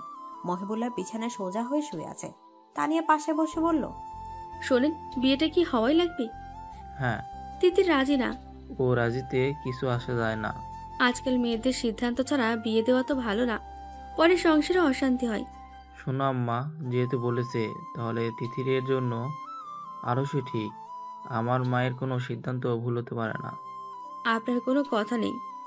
না, আমিও এই সিদ্ধান্তকে সমর্থন করেছি। তানিয়া দীর্ঘশ্বাস ফেলে চুপ করে থাকে। তিথির এই বিয়েতে রাজি না, উনি ওর আরশের একমাত্র মেয়ে। জামাই করতে চান না, কিন্তু না চাইতেও করতে হবে। উনি যে নিরুপায়। রাত 2টার দিকে তিতিরের মনে হলো তার রুমে কেউ আছে। ড্রিপ লাইটের আলো সে দেখতে পায় এক মানব এক দৃষ্টিতে তার দিকে তাকিয়ে আছে। এত রাতে তার রুমে কে আসতে পারে তা ভেবে তিতিরের গলা শুকিয়ে যায়। মনে মনে ভাবে এটা বুঝি আরশ। আরশকে ভেবে তিতির চিৎকার করার প্রস্তুতি নেয়। মানুষটা বুঝেই তিতিরের মনের কথা স্পষ্ট শুনতে পেল, তাই তো তখনই আলতো করে তিতিরের গা ছুঁয়ে দেয়। তিতির চমকে ওঠে, অসময় প্রিয় স্পর্শ পেয়ে অবিশ্বাস্য চোখে তাকিয়ে থাকে। চোখ থেকে ঘুম ঘুম ভাব ছুটে পরিচিত প্রিয় পারফিউমের গন্ধে। বাড়ানো হাতটা আঁকড়ে ধরে নিজেকে বোঝাতে চায় এটা স্বপ্ন না, বাস্তব। আবছা অন্ধকারে আরফানের পশম ভরা পুরুষালী পেশি বহুল হাতে তিতির পাগলের মতো চুমু দেয়। হাতটা টেনে গালে মিশিয়ে নেয়। তিতিরের কাছে আরফান বলল, পাগল মেয়ে। তিতির সত্যি পাগলের মতো কেঁদে ফেলে। হঠাৎ তিতিরের কান্নায় আরফান বিচলিত হয়, উঠে লাইট জ্বালিয়ে দেয়। তিতির আশ্রাম করে বসে আছে। লাইটের আলোয় আরফান দেখতে পায় ফর্সা গায়ে তিতিরের কপাল, কালচে দাগ, রক্ত আসার কাটা দাগ স্পষ্ট। গোল গোল গালে আঙুলের ছাপ ফুলে উঠেছে। প্রিয়তম চেহারা এমন দাগ দেখে তার বুকটা মুচড়ে ওঠে। দ্রুত তিতিরের কাছে গিয়ে যায়। নরম স্পর্শে তিতিরের কপাল ছুঁয়ে দেয়। গালের ফোলা অংশে হাত বুলিয়ে বলল, এসব কি? বিয়ে দিয়ে দিচ্ছে, তাই রাগে দেওয়ালে আঘাত করেছি। তাই বলে নিজেকে আঘাত করতে হবে? আমি আছি না? আরফান ভীষণ যত্ন নিয়ে তিতিরের আঘাত ছুঁয়ে ছুঁয়ে দেখে। তিতির কিছুক্ষণ চুপ থেকে বলল, ভুল হয়েছে। জীবনে যেমন পরিস্থিতি আসুক না কেন, কখনো নিজেকে আঘাত করার কথা ভাববে না, মনে থাকবে? আর গালের আঘাতটা? আব্বা বিয়ে করবো না বলাতে মেরেছে। আরফান যত্ন আদর দিয়ে তিতিরের গা ছুঁয়ে দেয়। তারপর লাইট নিভে আস্তে করে দুজন বাড়ি থেকে বেরিয়ে যায়। তিতির বারবার জিজ্ঞেস করে কোথায় যাচ্ছে, কিন্তু আরফান চুপ থাকতে বলে। এত রাতে আসতে গেলেন কেন? আমার প্রেমিকার বিয়ে হয়ে যাচ্ছে, আমি ঢাকায় বসে থাকবো? হোক বিয়ে, তাতে কি? আমাকে মেরে ফেলতে চাস নাকি? যদি মেরে ফেলতে চাস তাহলে বিয়ে করে নে। তিতির হেসে আরফানের হাত আঁকড়ে ধরে। আরফান আবার বলল, তুমি পারবে আমাকে ছেড়ে অন্য কাউকে বিয়ে করতে? আমিও মরে যাব। ইস, একদম আমার আত্মা তুমি। তিতিরের কথা শুনে আরফান হাসে। নদীর তীরে এসে থামার পরে তিতির মুগ্ধ চোখে নদীর দিকে তাকিয়ে থাকে। ভরা জ্যোৎস্নায় নদীর পানি টলমল দৃশ্যমান। আকাশে বিশাল থালার মতো চাঁদ। মাঝে মাঝে ঝিঝি পোকার লুকোচুরি চোখে পড়ছে। তিতির হাসে, বিড়বিড় করে বলল, এত সুন্দর। বাড়িতে যাওয়ার সময় এমন দৃশ্য দেখে ভাবলাম আমার তিতিরকে এই সৌন্দর্য থেকে বঞ্চিত করা ঠিক হবে না, তাই তো তোমাকে নিয়ে আসলাম। মন ভালো লাগছে? খুব। দুজনে ঘাটে বাঁধে একটা নৌকায় উঠে বসে। তিতির বলল, নৌকা চালাবে কে? আমি চালাবো। আমি তোমার মাঝি উজান গাঙ্গে বৈঠা বাইয়া লইয়া যামু শ্বশুর বাড়ি, যদি কন্যা থাকো তুমি রাজি? তিতির সারাদিনের কান্না টেনশন সব ভুলে আরফানের ছন্দ শুনে খিলখিল করে হাসে ওঠে। ভীষণ আহ্লাদে গলায় বলল, মাছি, আমারে তোমার মন মাঝারে নিয়ে যাও, যেখানে কেউ খুঁজে পাবে না। আর একটু অপেক্ষা করো সুন্দরী, এই মাঝি তোমাকে সমুদ্রে ডুবিয়ে আবার উঠাবে। সাঁতার জানো তো? সাঁতার জানি না, তবে মাছির সাথে থাকতে চিন্তাও করি না। মাঝি শিখাবে। হ্যাঁ, খুব ভালো করে শিখাবো। তিতির নৌকার পাটাতনে মাথা রেখে শুয়ে পড়ে। আরফানের দিকে তাকিয়ে বলল, সারা জীবনের জন্য তুমি আমার মাছি হয়েই থেকো, আমার উজান ঘাটের মাছি। থাকবো। শুনছো চাঁদ, এই মাছি আমার, শুধু আমার। তুমি সাক্ষী থাকলে কিন্তু। তিতির তারা ভরা আকাশের দিকে তাকিয়ে মুগ্ধ হয়। এত সুন্দর রাতের আকাশে আগে কখনো দেখেনি, কিংবা কখনো এর রূপ উপভোগ করার চেষ্টাও করেনি। আজকে এমন মধুর রাত উপভোগ করানোর জন্য সে আরফানের উপর কৃতজ্ঞ। মাছ নদীতে যাওয়ার পরে আরফান নৌকার বৈঠা তুলে নেয়, ধীর পায়ে এগিয়ে তিতিরের কাছে যায়। আরফানের উপস্থিতিতে তিতির চোখ খুলে তাকায়, মিষ্টি করে হাসে। আরফান দাঁড়িয়ে থাকে। আরফানকে দাঁড়িয়ে থাকতে দেখে তিতিরও দাঁড়ায়। দুজন দাঁড়ানোর জন্য নৌকা দুলে উঠে। ভয় পেয়ে তিতির আরফানের হাত আঁকড়ে ধরে। আরফান হেসে তিতিরকে কাছে টেনে নেয়, সহাস্য গলায় কৌতুক করে বলল, মাঝিকে সারা জীবনের জন্য চাও, আবার নৌকার সামান্য দোলায় ভয় পাও। এমন হলে তো হবে না অসুন্দরী। হবে হবে, এই সুন্দরীর জন্য সব হবে। রাতের জোরালো হাওয়ায় নৌকা আপনা আপনি চলছে। তিতির সামনের দিকে তাকিয়ে বলল, টাইটানিক ছবিটা দেখেছো? অনেকবার। কতবার দেখেছি তার হিসাব নেই। জাহাজে রোজ আর জ্যাক যেমন পাখি হয়েছিল, চলো না তেমন পাখি হই। নিঝুম রাত, ঝিঝি পোকার ঝিঝি ডাক ব্যতীত আর কোনো শব্দ নেই। চারপাশ স্তব্ধ হয়ে আছে। আকাশে চাঁদ তারা মিটিমিটি হেসে যেন তাদের ভালোবাসা দেখছে। এমন মধুর পরিবেশে যদি প্রিয়তমা পাশে থাকে, তাহলে আরফান ঠিক থাকে কি করে? কোনো শ্রাদ্রব্য সেবন না করে তিতির নেশায় আচ্ছন্ন হয়। নিজেকে হারাতে ইচ্ছা করে ছোট তিতিরের মাঝে। বেসামাল ইচ্ছেরা আশকারা দেয়। তার এমন দিশেরা অবস্থায় তিতির যখন আবদার করে সে রোজ আর জ্যাকের মতো পাখি হতে চায়, তখন আরফানের ইচ্ছে করে জ্যাকের মতো রোজকে আদর করতে, একটু ছন্ন ছাড়া হতে। আরফান নিজেকে শান্ত করতে জোরে নিঃশ্বাস ফেলে। তিতির আরফানের শান্ত অথচ চঞ্চল চোখের দিকে তাকায়। তার বুকের খাঁচার হৃৎপিণ্ডটা বেসামাল ভাবে লাফাচ্ছে। আরফানকে খুব ভালোবাসতে ইচ্ছে করছে। পাগলের মতো আরফানের বুকে লেপ্টে থাকতে ইচ্ছা করছে। তিতির খুব ভালো করে জানে এই ভাবনাগুলো ভাবা অন্যায়, কিন্তু তার অবাধ্য পাগলাতে মনে এগুলো ভাবছে। নিঝুম রাতে প্রিয় মানুষের আঙুলের মৃদু ছোঁয়া তার বুক কাঁপিয়ে দিচ্ছে। আরফানের এমন শান্ত চোখের দৃষ্টি তাকে আরো পাগল করে দিচ্ছে। আরফানের গায়ের ভীষণ পরিচিত গ্রানটা এত ভালো লাগছে। আরফান হাসে, হাত দিয়ে তিতিরের দুহাত আঁকড়ে ধরে পাখির মতো ডানা মেলে। দুজন চোখ বন্ধ করে রাখে। খোলা নদীর উত্তাল বাতাসে কপত কপতিকে নিবিড় ভাবে ছুঁয়ে যায়। আরফান তিতিরের কানের কাছে মুখ নিয়ে ফিসফিস করে বলল, ভালো লাগছে? ভীষণ। আরফান তিতিরের দিকে তাকিয়ে থাকে। তিতির আরফানের বুকে পিঠ লাগিয়ে সামনে তাকিয়ে চোখ বন্ধ করেছিল, কিন্তু হঠাৎ অনুভব করে গলার ঠোঁটের স্পর্শ। তিতিরের সর্বাঙ্গ কেঁপে ওঠে, অবশ হয়ে আসতে চায় হাত পা। সে চোখ খুলে তাকায়, মাথা ঘুরিয়ে আরফানের দিকে তাকায়। আরফানকে তখন অন্যরকম লাগছিল, নেশায় আচ্ছন্ন হয়েছিল। দুজনের চোখে চোখে কথা হয়। আরফান টুপ করে তিতিরের ঠোঁট স্পর্শ করে বলল, ভালোবাসি। তিতির এক দৃষ্টিতে তাকিয়ে আছে। তিতিরের চোখের ভাষায় কিছু ছিল যা আরফানের বুক কাঁপিয়ে দিল। মাঝ নদীতে এক গভীর চুম্বনের সূচনা হলো। উন্মাদ হয়ে গেল দুজন।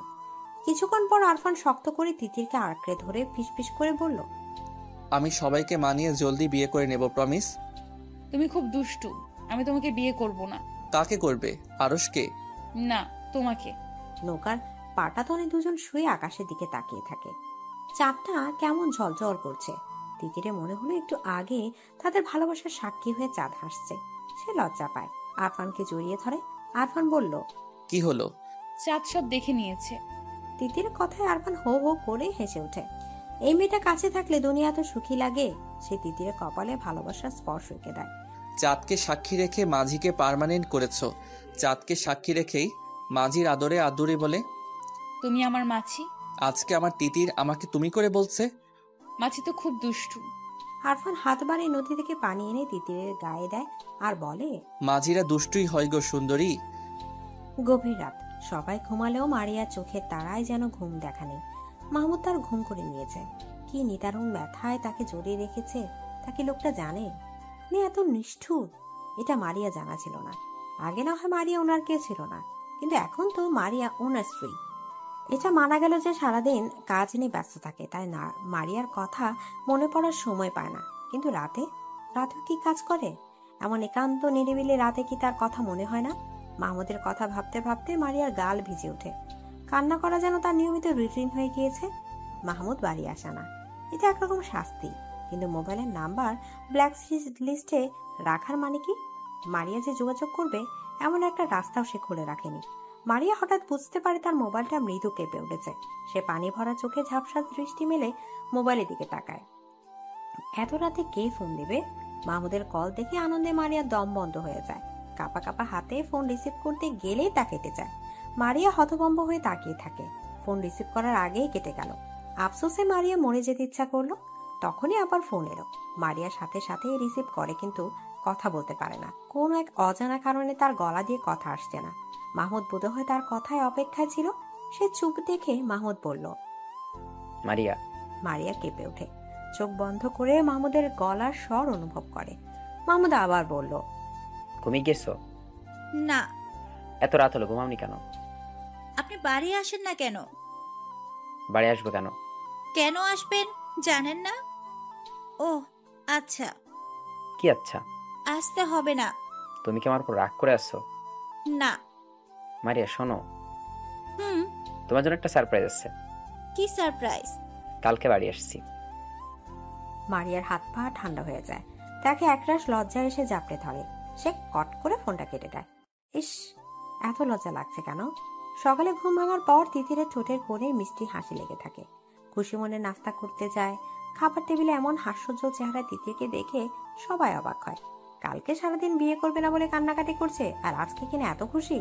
সবাইকে তার দিকে এমন করে তাকিয়ে থাকতে দেখে তিতির ভ্রু কুচকায়। ইশরায় জিজ্ঞেস করে, কি? জয়তুন বেগম আরফানের মা সালমার দিকে তাকিয়ে বলল, দেখেছো সালমা, বিয়ের কথা শুনলে প্রথম প্রথম মেয়েরা একটু কাঁদেই, তারপর ঠিক হয়ে যায়। জয়তুন বেগমের কথা শুনে তিতিরের মুখে হাসি উবে যায়। সে যে আরফানের সান্নিধ্যে এসে এমন খুশি হয়েছে তা কি করে বুঝবে? মুখ অন্ধকার করে বলল, এই জন্যই কি হাসতেও পারবো না? আমি বলেই দিয়েছি বিয়ে করব না। তুমি বেশি বুঝো দাদি। মহিবুল্লাহ তার মায়ের প্রতি অগাধ সম্মান। তার মায়ের মুখের উপরে কথা বলা একদম পছন্দ করেন না।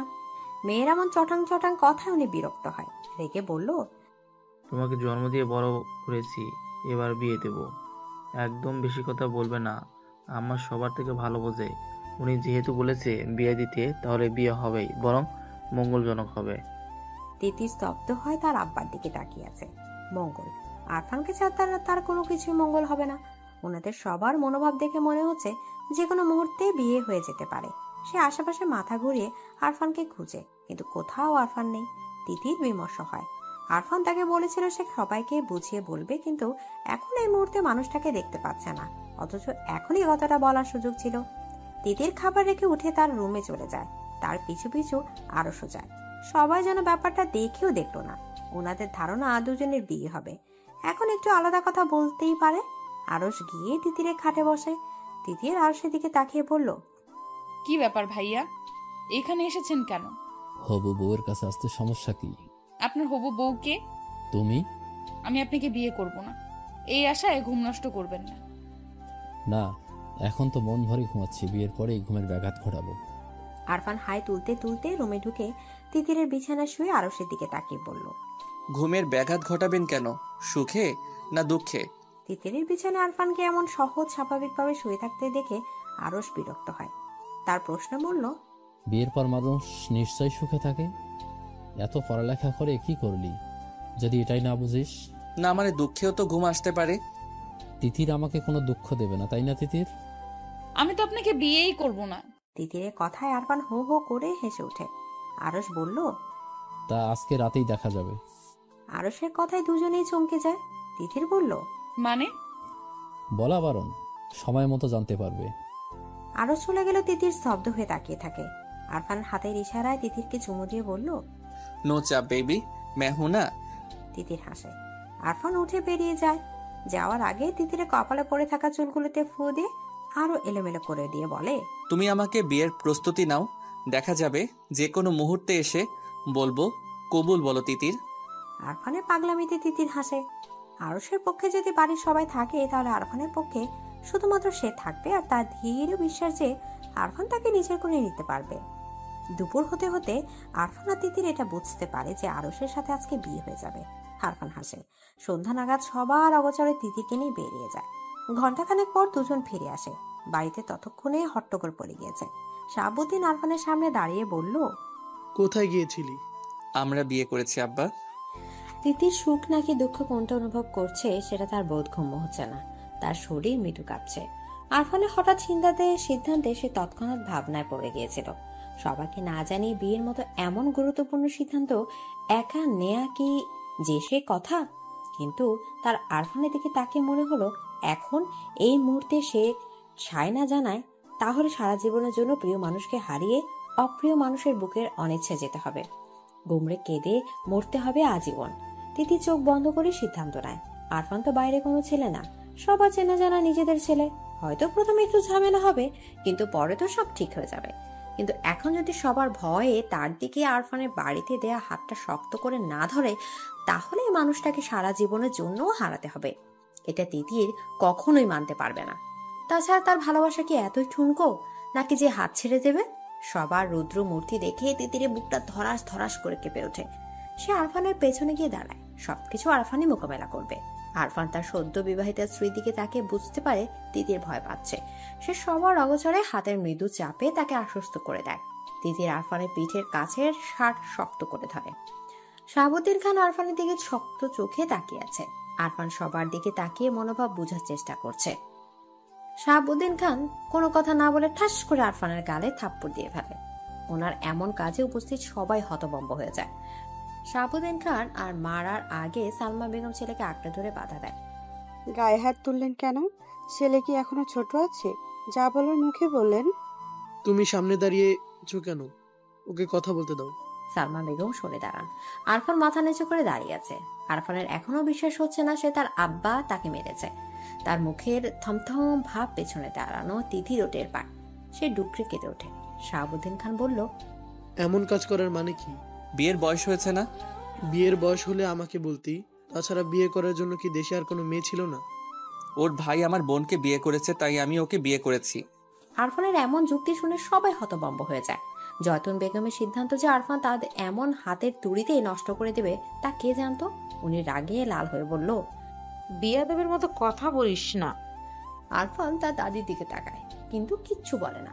শাহাবুদ্দিন খান বলল, মাহমুদ মারিয়াকে বিয়ে করেছে বলে তুই তিতিরকে বিয়ে করেছিস? হ্যাঁ। এটা কোনো কারণ হতে পারে না, সঠিক কারণ বল। এটাই কারণ। শাহাবুদ্দিন খান ওনার ছেলেকে ভালো করে চেনেন। ছেলের মুখের কথা এক, চোখের ভাষা এক। উনি গম্ভীর গলায় বলল, থাপড়ে দাঁত ফেলে দেবো বেয়াদব। আরফান তার আব্বার রাগ সম্পর্কে ধারণা আছে। সে গম্ভীর গলায় কারণটা বলল। মুখের ভাব এমন যেন খুবই গুরুত্বপূর্ণ কার্য সম্পাদন করেছে। আমি তিতিরকে ভালোবাসি। আরফানের এমন সরল স্বীকারোক্তিতে সবাই হতবাক। সে কিরকম প্রতিক্রিয়া দেবে সেটাই বুঝে উঠতে পারছে না। আরফান আর তিতিরের মাঝেও যে এমন সম্পর্ক থাকতে পারে তা বোধ হয় কারো মাথায় ছিল না। সবাই যখন আশ্চর্য হয়ে কথা বলার ভাষা হারিয়ে নির্বাক, তখন শাহাবুদ্দিন খান স্বাভাবিক যেন উনি এই ব্যাপারে সম্পূর্ণ জানতেন। ভালোবাসি সেটা বললেই হতো, এমন কাজ করার দরকার কি? বলার সুযোগ ছিল নাকি? তার আগেই যে বিয়ে দিয়ে দিচ্ছেন। আর তিতিরকে বিয়ে দেওয়ার ব্যাপারটা কি আমি বসে বসে দেখব? তাই বলে তুই তিতিরকে জোর করে বিয়ে করেছিস? আরফান তিতিরের দিকে তাকায়, যেন তিতিরের থেকে প্রেমের স্বীকারোক্তি শুনতে চাইছে। তিতির যেন আরফানের চোখের ভাষা নিমিষে বুঝে গেল। সে কাঁপা কাঁপা অধর মিলে আর বড় আব্বুর দিকে তাকিয়ে বলল, বড় আব্বু, এই বিয়েতে আমার সম্মতি ছিল। জয়তুন বেগম ওনার ছোট ছেলের দিকে তাকায়। মহিবুল্লাহ খান যদিও রেগেছিলেন, কিন্তু ভাই যেখানে নিজের ছেলেকে শাসন করছে সেখানে উনি আর কি বলবেন ভেবে পান না। কিন্তু এখন মেয়ের কথা শুনে ওনার মাথায় রক্ত চড়ে উঠে যায়। ক্ষিপ্ত গতিতে মেয়ের দিকে যায়। আরফানের পেছন থেকে তিতিরকে টেনে সামনে এনে তাকে মারতে প্রস্তুত হয়। তিতিরকে আঘাত করার আগে আরফান আবার তিতিরকে আগলে নিজের কাছে নিয়ে বলল, খবরদার চাচ্চু, তিতির এখন শুধুমাত্র আপনার মেয়ে না, সে এখন আমার স্ত্রী। আর আমার সামনে আমার স্ত্রীকে আঘাত করার কথা ভাববেন না। আরফানের এমন প্রতিরোধী মনোভাব সবার দিকে তাকিয়ে থাকে। তানিয়া বেগম সুখী হবেন নাকি মেয়ের উপর রেগে যাবেন তা ঠিক বুঝতে পারছে না। শাশুড়ির পছন্দ অনুযায়ী বিয়ে হওয়ার চেয়ে আরফানের কাছে বিয়ে হতে যেন ঢের ভালো হয়েছে। ডাক্তার জামাই তানিয়া বেগম হাসি হাসি মুখে মেয়ে আর মেয়ে জামাই দিকে তাকিয়ে আছে। এই যে আরফান ওনার মেয়েকে আগলে রেখে ওনার স্বামীর আঘাত থেকে রক্ষা করলো, এই ব্যাপারটা দেখেই উনি আরফানের পক্ষে চলে গেলেন। কজন স্বামী নিজের স্ত্রী কিভাবে আগলে রাখে। আরস পরিস্থিতি দেখে যদিও কষ্ট পেয়েছে, কিন্তু এখন শত কথা কাটাকাটি মারামারি করলে কি আর তিতির তার হবে? হবে না। তাই সংসারে অশান্তি করার কোনো মানেই হয় না। সে তার আম্মাকে কোনো কথা বলতে নিষেধ করলো। যদি উনি কথা বলতে চাচ্ছিলেন, আরস তার বড় মামার দিকে তাকিয়ে বলল, মামা, যা হওয়ার হয়েছে, এখন এসব নিয়ে আর কথা বাড়িয়ে লাভ কি? মানুষ শুনলে আরো কথা বাড়বে, এর চেয়ে বরং মেনে নিন, এটাই ভালো। নিজেদের মতামত জানিয়ে এসব করা উচিত ছিল। আমরা মেনে নিলে এমন চোরের মতো বিয়ে করতে হতো না। আরফান আর তিতির চুপ করে থাকে। ওদের এমন চুপ করে থাকতে দেখে যেন শাহাবুদ্দিনের রাগ হু হু করে বাড়ে। বেয়াদব দুটো, কথা বলিস না কোনো। নির্লজ্জের মতো কাজ করে এখন চুপ করে আছিস, যা রুমে যা। আরফান হাসে। তিতিরের হাত ধরে তাকে রুমের দিকে নিয়ে যেতে যায়। তার কাছ থেকে শাহাবুদ্দিন খান বলল, এই বেয়াদব, ওকে কোথায় নিয়ে যাচ্ছিস? আমার রুমে। কেন? আমার বউ তো আমার রুমেই থাকবে। সালমা, এই বেয়াদবকে বলো এমন অনুমতিবিহীন নির্লজ্জের মতো বিয়ে করছে, কিন্তু তিতিরের ইন্টারমিডিয়েট পাশ করার আগে যেন ওর দিকে পা না বাড়ায়। বেয়াদব ছেলে নিজের গোল্লায় যাবে, মেয়েটাকেও নেবে। আরফান হতবিহ্বল চোখে তার আব্বার দিকে তাকিয়ে থাকে। এটা কি ধরনের শাস্তি? বউ কাছে না দিয়ে শাস্তি দিয়ে কি তাকে মেরে ফেলতে চাইছে? তার মনে হচ্ছে এই শাস্তির চাপে সে মরে যাবে। সবাই গম্ভীর মুখে যার যার রুমে চলে গেল। তিতিরও আরফানের দিকে তাকিয়ে তার রুমে চলে যায়। আরফান চুপচাপ তার রুমে চলে যায়। বিয়ে করলো কেন যদি বউ কাছে না থাকে? মাহমুদ বাড়ি এসে সব শুনে কিছুক্ষণ থমকে বসেছিল। আরফান তিতিরকে পছন্দ করে, সেটা তার চোখেই পড়েনি। সে মূলত আজকে আরশ আর তিতিরের বিয়ে এই উপলক্ষে এসেছিল। বাড়ি এসে শুনে বিয়ে ঠিকই হয়েছে, কিন্তু পাত্র বদলে গিয়েছে। সে খাওয়া দাওয়া করে রুমে যায়। রুমে যাওয়ার সাথে সাথে মেয়েলির সুভাষ নাকে আসে, আর তাতেই বুকের ভেতরটা কেমন ধিম ধিম তালে জানিয়ে দেয় এই রুমে তার প্রিয়তমা থাকে। মারিয়া বারান্দায় দাঁড়িয়ে আছে। মাহমুদের সামনে যেতে তার লজ্জা লাগছে। মাহমুদ মারিয়ার কাছে এসে দাঁড়ায়। মাহমুদের উপস্থিতি টের পেয়ে সে কেঁপে ওঠে, নিঃশ্বাস বন্ধ করে দাঁড়িয়ে থাকে। মাহমুদ চুপচাপ মারিয়ার গায়ের মৃদু শিহরণ দেখে। কিছুক্ষণ পর বলল, কি ব্যাপার, ভালো আছো? মারিয়া হাসি মুখে মাহমুদের দিকে তাকায়। তার অধিকাঙ্ক্ষিত পুরুষ তার দিকে কেমন হাসি হাসি চেহারা নিয়ে তাকিয়ে আছে। মাহমুদ মারিয়াকে কিছু বলতে না দেখে বলল, চুপ করে থাকলে কি আবার চলে যাব, সেটাই চাইছো নাকি? মারিয়ার চোখে পানি চলে আসে। চলে যাবে? কত কান্না! আল্লাহ দরবারে ফরিয়াদ করেছে যেন মাহমুদ ফিরে আসে। ফিরে এসেছে, কিন্তু এখন আবার চলে যাওয়ার হুমকি দিচ্ছে কেন? মারিয়ার কান্না ভেজা মুখের দিকে তাকিয়ে মাহমুদ বলল, আজ যাব না। আপনি আমাকে এমন যন্ত্রণাদায়ক শাস্তি দিচ্ছেন কেন? তুমি তোমাকে শাস্তি দিয়েছ। কিভাবে? নিজেকে শেষ করে দিতে চেয়েছো। এর থেকে বড় শাস্তি আর কি হতে পারে? মারিয়া অবাক হয়ে মাহমুদের দিকে তাকিয়ে আছে। মাহমুদ হেসে বলল, ভালোবাসি। মারিয়া লজ্জা পায়। লাজুক হেসে রুমে চলে যায়। সেদিকে তাকিয়ে মাহমুদ বলল, রুমে গেলে তো আর লজ্জা পাবে, লজ্জাবতী বউ। মাহমুদ রুমে যায় না, নিজেকে প্রস্তুত করে মারিয়াকে প্রস্তুত হতে সময় দেয়। সত্যি বলতে তার লজ্জা লাগছে। বিয়ে করা বউয়ের কাছে যেতে এত লজ্জা লাগছে, তা থেকে আকাশের ক্ষয়ে যাওয়া চাঁদ মিটিমিটি হাসে। সেই হাসির সাথে মাহমুদেরও হাসি প্রশস্ত হয়। রাত 12টা। তিতিরের সাথে তানিয়া আক্তার ঘুমোতে এসেছে। এই ঘুমানোর হুকুম ওনার ভাসুরে দেয়া। আরো একটি হুকুম জারি হয়েছে, তা হলো আগামী 1 বছর আরফান বাড়িতে আসতে পারবে না। আরফান চুপচাপ তাদের সায় জানিয়েছে। এসব ভাবতে ভাবতে তিতিরের মোবাইলের আলো জ্বলে ওঠে। আরফানের নাম্বার দেখে তিতির তার মায়ের দিকে তাকায়। তানিয়া বেগম এতক্ষণে মেয়েকে হাজারো প্রশ্ন করে জর্জরিত করে ফেলেছে। মোবাইলে আলো দেখে বলল, ফারহান ফোন দিয়েছে তাই না? ভাইজান তোদের ভালোর জন্যই এসব বলেছে, কিন্তু যা আজকে কথা বল। তিতির হাসি মুখে বারান্দায় চলে যায়। মোবাইল রিসিভ করে বলল, এত রাতে কি চাই? আকাশে এত সুন্দর চাঁদ, অথচ আমি চাঁদহীন। এই নিষ্ঠুর পৃথিবীতে বাঁচতে চাই না। আমাকে বাঁচাতে চাইলে এখনই আমার বউ চাই। তিতির খিলখিল করে হাসে। আরফান বলল, হেসো না সুন্দরী, আমার বুকে আগ্নেয়গিরি লাভা ফুটছে আর তুমি হাসছো। আমার কি করা উচিত? আমার দুঃখে তোমার দুঃখী হওয়া উচিত। আফটার অল কাছে থাকলে আমার মতো একটা চকলেট বয় পেতে, এখন তার পাচ্ছ না, সেই দুঃখে দুঃখী হও। তিতির আরফানের মন খারাপের আবহাওয়া ঠিক টের পায়। তারও যে খারাপ লাগছে না তা নয়, তারও খারাপ লাগছে, ছটফট করছে বুকের ভেতরটা। সে আস্তে করে বলল, আচ্ছা আব্বা, এটা একটা কাজ করলেন বলো? বিয়ে করেছি অথচ বউ কাছে নেই, আজব। বিয়ে করলেই বউ কাছে থাকতে হবে? 100% থাকতে হবে। বিয়ে করার পরেও যদি বউয়ের বদলে কোলবালিশ বুকে নিয়ে থাকতে হয় তাহলে কিভাবে হবে? এই শোকে যদি আমি শুকিয়ে মরে যাই তার ড্রাইভার কে নিবে? তুমি? হুম। বিয়ে করে ফায়দা কি হলো ভাই? আমি সারা জীবনের জন্য আপনার হয়ে গেলাম, এইটাই লাভ। হ্যাঁ বুঝেছি। সেটাই কি যথেষ্ট না? যথেষ্ট। তাহলে আর কি? আমার যে বিয়ে বিয়ে ফিলিংস আসছে না, এর জন্য বউ চাই। হ্যাঁ, বিয়ের পরে বউকে জড়িয়ে ধরতে না পারলে, আদর করতে না পারলে কি করে মনকে বোঝাবো যে আমার একটা নাদুস নুদুস বউ আছে? মাহমুদ আর মারিয়াও তো আমাদের বয়সী, ওরা তো একসাথে থাকছে, তাহলে আমরা কি অপরাধ করেছি? সেটা আপনার আব্বাকে বোঝান। আরফানের ভীষণ রাগ হলো। মেয়েটা কি তার অব্যক্ত কথাটা বুঝতে পারছে না? সে ফোন কেটে দিল, তারপর চুপচাপ রুমে চলে গেল। কালকে ঠিকই সে ঢাকা চলে যাবে। এই মেয়ে স্বামীর কথা বোঝে না, বোকা।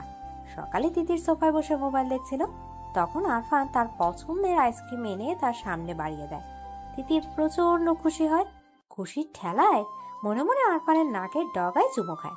হাত বাড়িয়ে বক্স ধরতে গেলে আরফান সরে যায়। তার পাশে বসে আয়েশ করে আইসক্রিম খেতে আরম্ভ করে। আরফানের এমন কাজে তিতির আশ্চর্য হয়ে তার দিকে তাকিয়ে থাকে। প্রিয় জিনিস না দেয়াতে এত রাগ লাগছে। আরফান আইসক্রিম খেতে খেতে বলল, কেমন লাগে আপু? একটু দেন না। একটু না, তোর খাটাস বড় বাবা আমাকে বউ থেকে বঞ্চিত করেছে। বিয়ে করার পরেও আমাকে সিঙ্গেল রাত পার করতে দিয়েছে। তুই কি ভেবেছিস আমি তোকে খেতে দেব? কখনো না। প্রিয় জিনিস কাছে থাকার পরেও না ছুতে পারা, না খেতে পারার কষ্ট কি হতে পারে এবার বোঝ।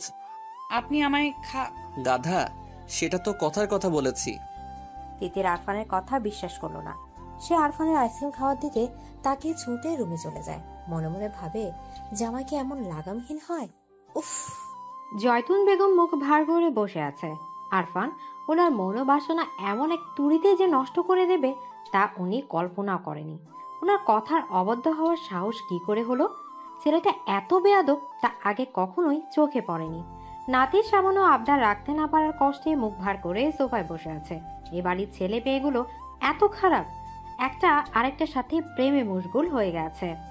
মান সম্মান পুরো শেষ। আরও রুম থেকে বেরিয়ে তার নানির বিষণ্ণ চেহারা দেখে তাকিয়ে ভ্রু কোচকায়। তার নানি আর মা একটু বেশি প্রতিক্রিয়া জানাচ্ছে, যা মোটেও শোভন না। হ্যাঁ, সে তিতিরকে পছন্দ করেছিল, বিয়ে করার আশা বুকে মাথা নাড়া দিয়ে উঠেছিল। কালকে তিতির আর আরফানকে স্বামী স্ত্রী রূপে দেখে তার যে খারাপ লাগেনি এটা একদম মিথ্যে কথা। তারও কিঞ্চিত খারাপ লেগেছে। ঘন মেঘে মনটা নিমিষে ভরে গিয়েছিল, কিন্তু সে তো আর বাচ্চা না, সঠিক ভুল বোঝার ক্ষমতা তার রয়েছে। সে তিতিরকে পছন্দ করেছে। বিয়ের প্রস্তাব দেওয়ার আগে তিতিরের থেকে সম্মতি নেওয়া উচিত ছিল। ওর পছন্দ অপছন্দ আছে কিনা সেটা জানা উচিত ছিল, কিন্তু সে তা না করেই বিয়ের আয়োজন শুরু করেছে। কিন্তু তার পছন্দে কি বিয়ে হবে? সে পছন্দ করেছে তিতিরকে, কিন্তু তিতির সে যে পছন্দ করে আরফানকে। দুজনের মতোই তো বিয়ে হয়, একজনের তো কিছুই হয় না। এখন অবশ্য আরফানের কোনো আফসোস নেই। তিতির আরফানের কাছে সুখী। সেও না হয় তার সুখ সন্ধানে পাখি খুঁজে নেবে, কিন্তু তার নানির প্রতিক্রিয়া সবার চোখে পড়ার মতো। আরও সে ধারণা জয়তুন বেগমের এমন প্রতিক্রিয়ার জন্যই তার মামা আরফান আর তিতিরকে এমন শাস্তি দিয়েছে। বিয়ে করার পরেও আলাদা থাকবে এমন হবে কেন? এটা কি ঠিক? সে জয়তুন বেগমের কাছে গিয়ে বসে। নানি। জয়তুন বেগম নাতির দিকে তাকায়, কিন্তু কোনো কথা বলে না। আরস তার নানির নিশ্চুপ চেহারার দিকে তাকিয়ে বলল, নানি, তোমার কি মন খারাপ? না। তোমরা ব্যাপারটা শুধু শুধুই বাড়াচ্ছ। তোর চাওয়াটা পূরণ করতে পারলাম না, তিতিরকে এনে দিতে পারলাম না। নানি, তিতিরকে আমি পছন্দ করেছিলাম তাই বিয়ে করতে চেয়েছি, কিন্তু তিতির আরফানকে ভালোবাসে। তাহলে আমি বিয়ে করব কিভাবে? তিতির কি কোনো পণ্য নাকি? যে কিনে আনবো। তিতির যদি কোনো পণ্য হতো তাহলে আমি আমার সর্বস্ব দিয়ে হলেও তিতিরকে আমার করে নিতাম। এখন অন্য কাউকে নিজের করে নেব। দেশে কি মেয়ের অভাব নাকি? তুমি আর আম্মা এমন করা বন্ধ করো। কি করলাম আমরা? এমন মন খারাপ করে থাকো বলেই তো মামা আরফানকে এমন শাস্তি দিল। ভালো হয়েছে। এটা ভালো হলো কি করে? ওরা এখন স্বামী স্ত্রী, তাদের আলাদা করার সিদ্ধান্ত কখনোই ভালো হতে পারে না। আমি কি করতে পারি? তুমি মামাকে বললে মামা নিশ্চয়ই এত বড় সিদ্ধান্ত নেবে না। জয়তুন বেগম আরুষকে যেমন ভালোবাসে তেমনি আরফান আর তিতিরকেও ভালোবাসে।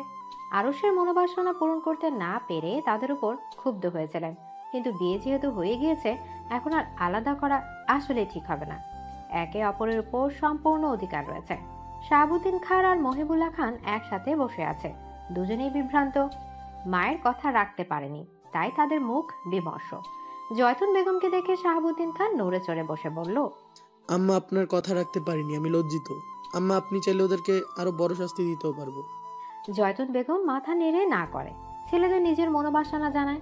শাহাবুদ্দিন আর মহিবুল্লাহ দুজনেই জানে তাদের সিদ্ধান্তটা ভুল ছিল, কিন্তু ছেলে মেয়ে অনুমতিবিহীন এমন কাজ করে ফেলতে প্রচুর রাগ হয়েছিল। পারতপক্ষে তারা দু ভাই মায়ের বাধ্যগত সন্তান। ছেলে মেয়ের এমন কাজে শুধু ওনারা না, বিশেষ করে জয়তুন বেগম অখুশি ছিলেন। এখন মায়ের সিদ্ধান্ত শুনে তারা চুপচাপ বসে থাকে। শাহাবুদ্দিন খান গলা উঁচিয়ে ওনার স্ত্রী সালমা বেগমকে ডাকে, আরফানকে ঢাকা যেতে নিষেধ করে। ছেলে ঢাকা না যেতে বলার কারণ শুনে উনি খুশি হয়ে যায়। আর কারো নজরে না পড়লেও ছেলের গম্ভীর বিষণ্ণ চেহারা ওনার নজরে ঠিকই পড়েছে। সারাটা দিন কেমন ছটফট করে কাটিয়েছে।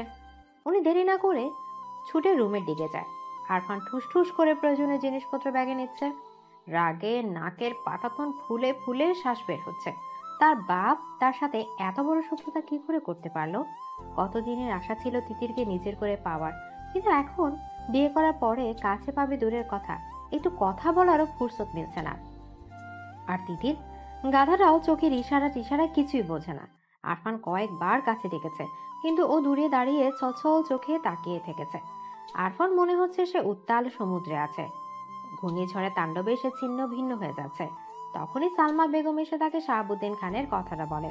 ওনার বলা কথাটা যেন উত্তপ্ত মরুভূমির মাঝে এক পশলা বৃষ্টির মতো আরফানের মনকেও শীতল করে দিল।